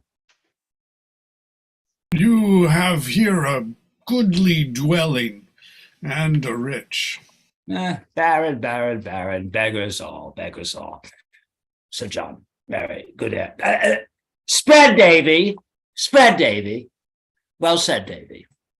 This Davy serves you for good uses. He is your serving man and your husband. It's a good varlet, a very good varlet, Sir John. Oh, I have drunk too much sack at supper. It's a good varlet. Now sit down, come, cousin. Ah, sirrah, quoth they, we shall nothing but eat and make good cheer, and praise God for the merry year, when flesh is cheap and females dear, and lusty lads roam here and there so merrily, and ever among so merrily. There's a merry heart, good Master Silence. I'll give you a health for that anon. Good Master Bottoms, some wine. Davy, some wine. Sit, sir, sit. I'll be with you anon. Most sweet sir, sit. Master Page, good Master Page, sit. Preface, what you want and me will have and drink, but you bear the heart's all. Be merry, Master Bardoff, and my little soldier there, be merry. Be merry, my wife has all. For women are shrews, both short and tall. 'Tis merry in hall when beards wag all. And welcome, merry Shrovetide. Be merry, be merry. I did not think Master Silence hath been a man of this metal. Who, I?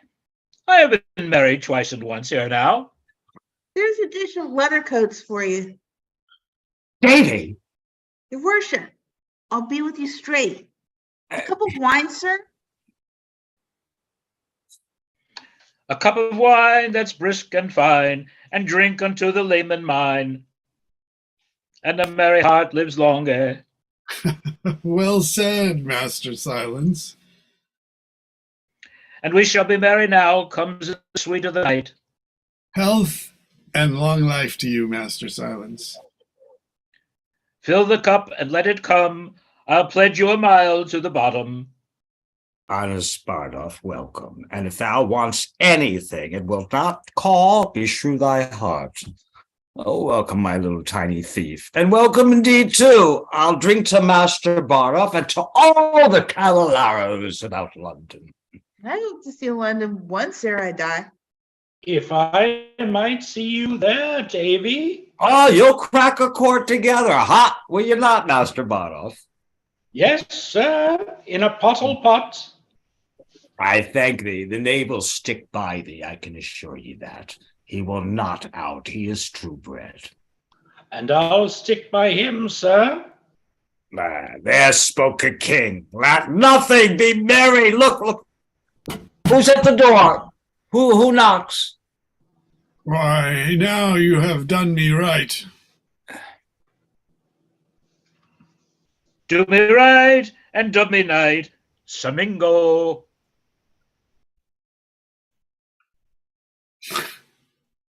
'Tis so. Is so? Why then say an old man can do somewhat.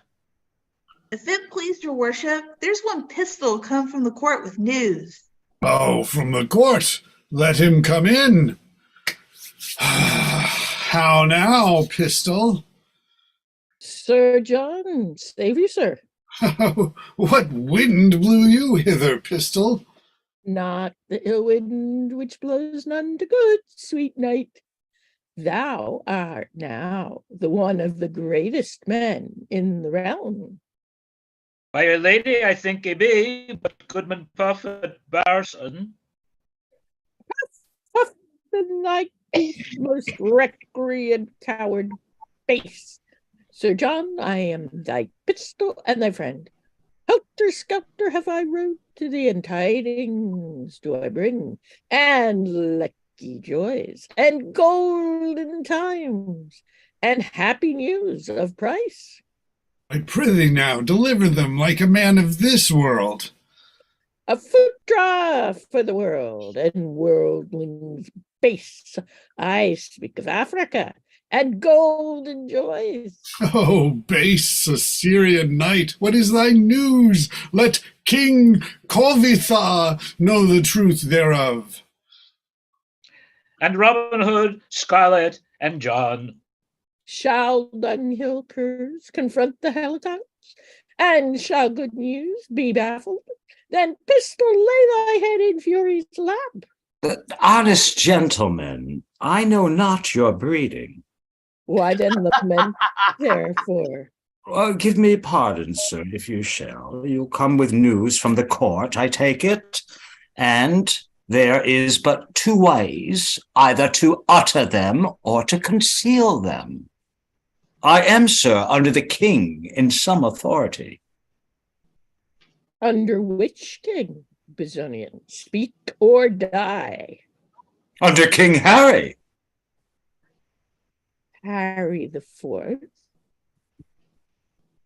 or Fifth? Harry the Fourth. A foot draft for thine office. Sir John, thy tender lambkin now is king. Harry the Fifth's the man. I speak the truth. When pistol lies do this, and fig me like the bragging Spaniard. What? Is the old king dead? As nail in door. The things I speak are just. Away, Bardolph, saddle my horse. Master Shallow, choose what office thou wilt. In the land 'tis thine. Pistol, I will double charge thee with dignities. Oh, joyful day! I would not take a knighthood for my fortune. What? I do bring good news. Carry Master Silence to bed. Master Shallow, my Lord Shallow, be what thou wilt. I am Fortune's steward. Get on thy boots, we'll ride all night. Oh, sweet Pistol. Away, Bardolph! Come, Pistol, utter more to me, and withal devising something to do thyself good. Boot, Master Shallow, I know the young king is sick for me. Let us take any man's horses. The laws of England are at my commandment. Happy are they which have been my friends, and woe unto my Lord Chief Justice.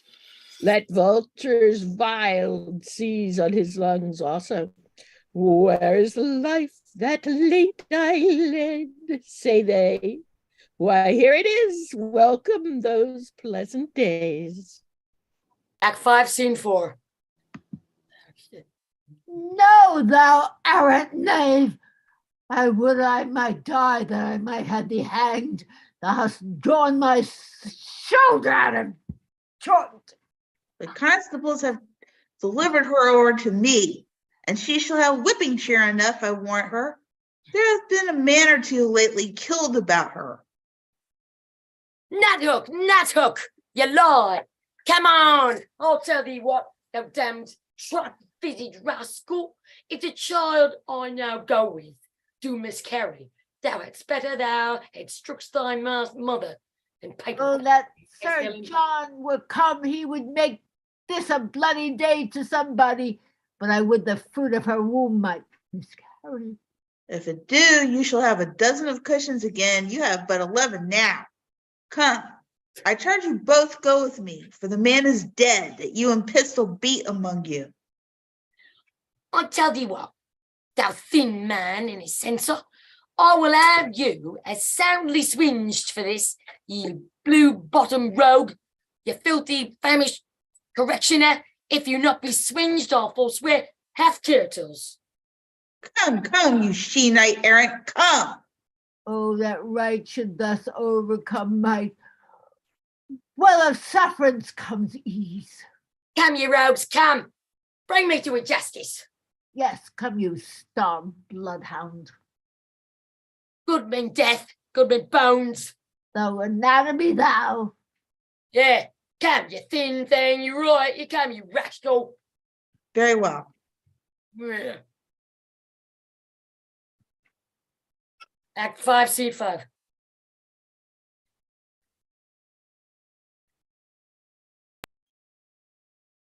Okay. More rushes, more rushes. The trumpets have sounded twice. It will be 2 o'clock. Yeah, they come from the coronation. Stand here by me, Master Robert Shallow. I will make the king do you grace. I will leer upon him as he comes by, and do but mark the countenance that he will give me. Eleanor? God. Bless the lungs. Good Bless thy lungs, good night. Come here, Pistol, stand behind me. Oh, if I had had time to have made new liveries, I would have bestowed the £1,000 I borrowed of you. But it is no matter. This poor show doth better. This doth infer the zeal I had to see him. It doth so. It shows my earnestness in affection. It doth It doth so. My devotion. It doth, it doth, it doth. As it were, to ride day and night, and not to deliberate, not to remember, not to have patience shift me. It is most certain. But to stand, stained with travel, and sweating with desire to see him, thinking of nothing else, putting all affairs in oblivion as if there were nothing else to be done but to see him. 'tis semper idem, for obsque hoc nihil est. 'Tis all in every part. 'Tis so indeed. My knight, I will inflame thy noble liver and make thee rage. Thy doll and Helen of thy noble thoughts is in base durance and contagious prison, hauled thither by most mechanical and dirty hand. Rouse up revenge from Ebenden with fell Electo snake, for doll is in. Pistol speaks not but troth. I will deliver her. There roared the sea, and trumpet clangor sounds. Da, da, da, da, da, da, da, da, da. Save thy grace, King Hal, my royal Hal. The heavens got thee guard and keep, most royal imp of fame. Save thee, my sweet boy. My Lord Chief Justice, speak to that vain man. Have you your wits? Know you what 'tis you speak? My king, my Jove, I speak to thee, my heart. I know thee not, old man. Fall to thy prayers. How ill white hairs become a fool and a jester. I have long dreamed of such a kind of man, so surfeit-swelled, so old and so profane. But being awake, I do despise my dream. Make less thy body, hence, and more thy grace. Leave gormandizing. Know the grave doth gape for thee thrice wider than for other men. Reply not to me with a fool-born jest. Presume not that I am the thing I was. For heaven doth know, so shall the world perceive, that I have turned away my former self. So will I those that kept me company. When thou dost hear I am as I have been, approach me, and thou shalt be as thou wast, the tutor and the feeder of my riots. Till then, I banish thee on pain of death, as I have done the rest of my misleaders. Not to come near our person by 10 mile. For competence of life, I will allow you that lack of means enforce you not to evil. And as we hear you do reform yourselves, we will, according to your strength and qualities, give you advancement. Be it your charge, my lord, to see perform the tenure of our word. Is that on?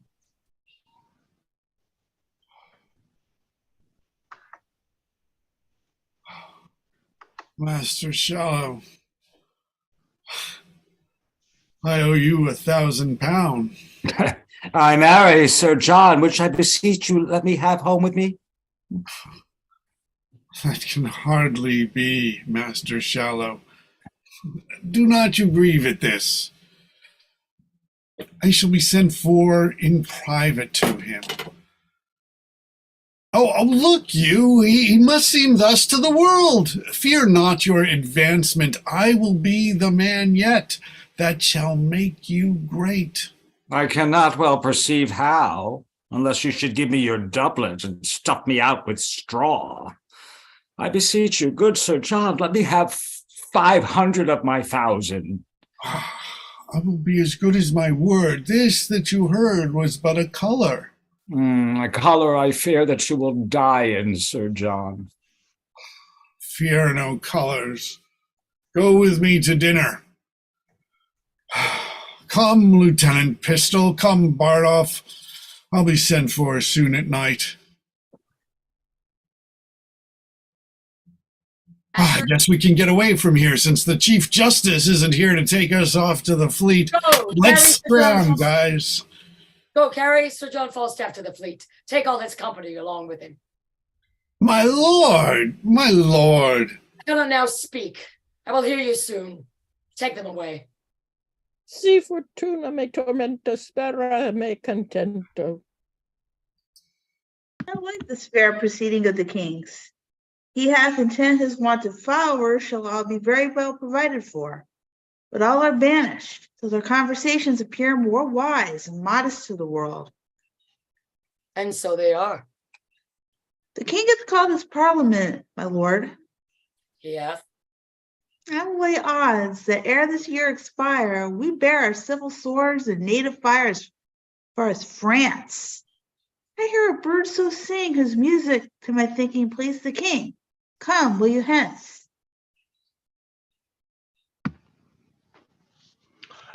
First my fear, then my courtesy, last my speech. My fear is your displeasure, my courtesy my duty, and my speech to beg your pardon. If you look for a good speech now, you undo me, for what I have to say is of mine own making, and what indeed I should say will, I doubt, prove mine own marring, but to the purpose, and so to the venture. Be it known to you, as it is very well, I was lately here in the end of a displeasing play, to pray your patience for it, and to promise you a better. I did mean indeed to pay you with this, which if like an ill-ventured come unluckily home, I break, and you, my gentle creditors, lose. Here I promised you I would be, and here I commit my body to your mercies. Bate me some, and I will pay you some, and as most debtors do, promise you infinitely. If my tongue cannot entreat you to acquit me, will you command me to use my legs? And yet that were but light payment to dance out of your debt, but a good conscience will make any possible satisfaction, and so will I. All the gentle women here have forgiven me. If the gentlemen will not, then the gentlemen do not agree with the gentlewomen, which was never seen before in such an assembly. One word more, I beseech you, if you be not too much cloyed with fat meat. Our humble author will continue the story with Sir John in it, and make you merry with fair Catherine of France, where, for anything I know, Falstaff shall die of a sweat, unless already he be killed with your hard opinions. For Oldcastle died a martyr, and this is not the man. My tongue is weary. When my legs are too, I will bid you good night, and so kneel down before you, but indeed to pray for the Queen. Yay! Well, that was a long one. That was as smooth as silk, right. and that was as smooth as the wars. Well done, everybody. I am sorry about the last minute emails last night, but thank you for everybody that played as a team, and it was still good, I think. Yes, lots of good work, everybody. Thank you so much. Thank you for doing it. I think it's really interesting in a lot of ways that, I mean, a lot of people do Henry IV Part 1. I mean, like I know Shakespeare and Company had done a production of Henry IV Part 1, but they never do Part 2. It's you true. know? And I think that actually it's like sometimes that we see like Henry V is a very much sort of like pro-war kind of play. And I mean, I think in both Henry IV Part 1 is much more pro-war because you got all the stuff with Hotspur, it gets built up to a big sort of excitement, and you don't have that sort of dramatic payoff in this one. You just have John Smooth talking to get the rebels to just sort of basically it just kind of dribbles away. Yeah. Yeah. And Henry V, I think, as an anti-war treatise, Very much an anti-war. worked fabulously in the Kenneth Branagh Makeup movie. was great. Your makeup was great. Oh yeah, yes, for I really overdid it. Yeah. Yes. Well, that's quite I forgot appropriate. to wear my glittery necklace, but everything else, yeah. And I also forgot to wear my fab pimp prostitute hat, but whatever. Diddle-dee-dee, diddle-dee-dee. Wait, well, my favorite Scarlett O'Hara line, it's hang up in a second. Charles Hamilton, I want to eat barbecue with you. And mind you don't go philandering with any other girls, because I'm mighty jealous. Yeah. Anyway, you guys really rocked. It was very moving, the father and son with the crown, and Sheila and In a static sort of way. Well done. Yeah. Oh, thank you. You're a good son. Everybody was wonderful. Jennifer, thank you so much for, being such a team player. And Kitty, thank you for bearing with my nasty over. All right. And I will. Oh my gosh. Is she still here? I'm sorry, I'm in the dark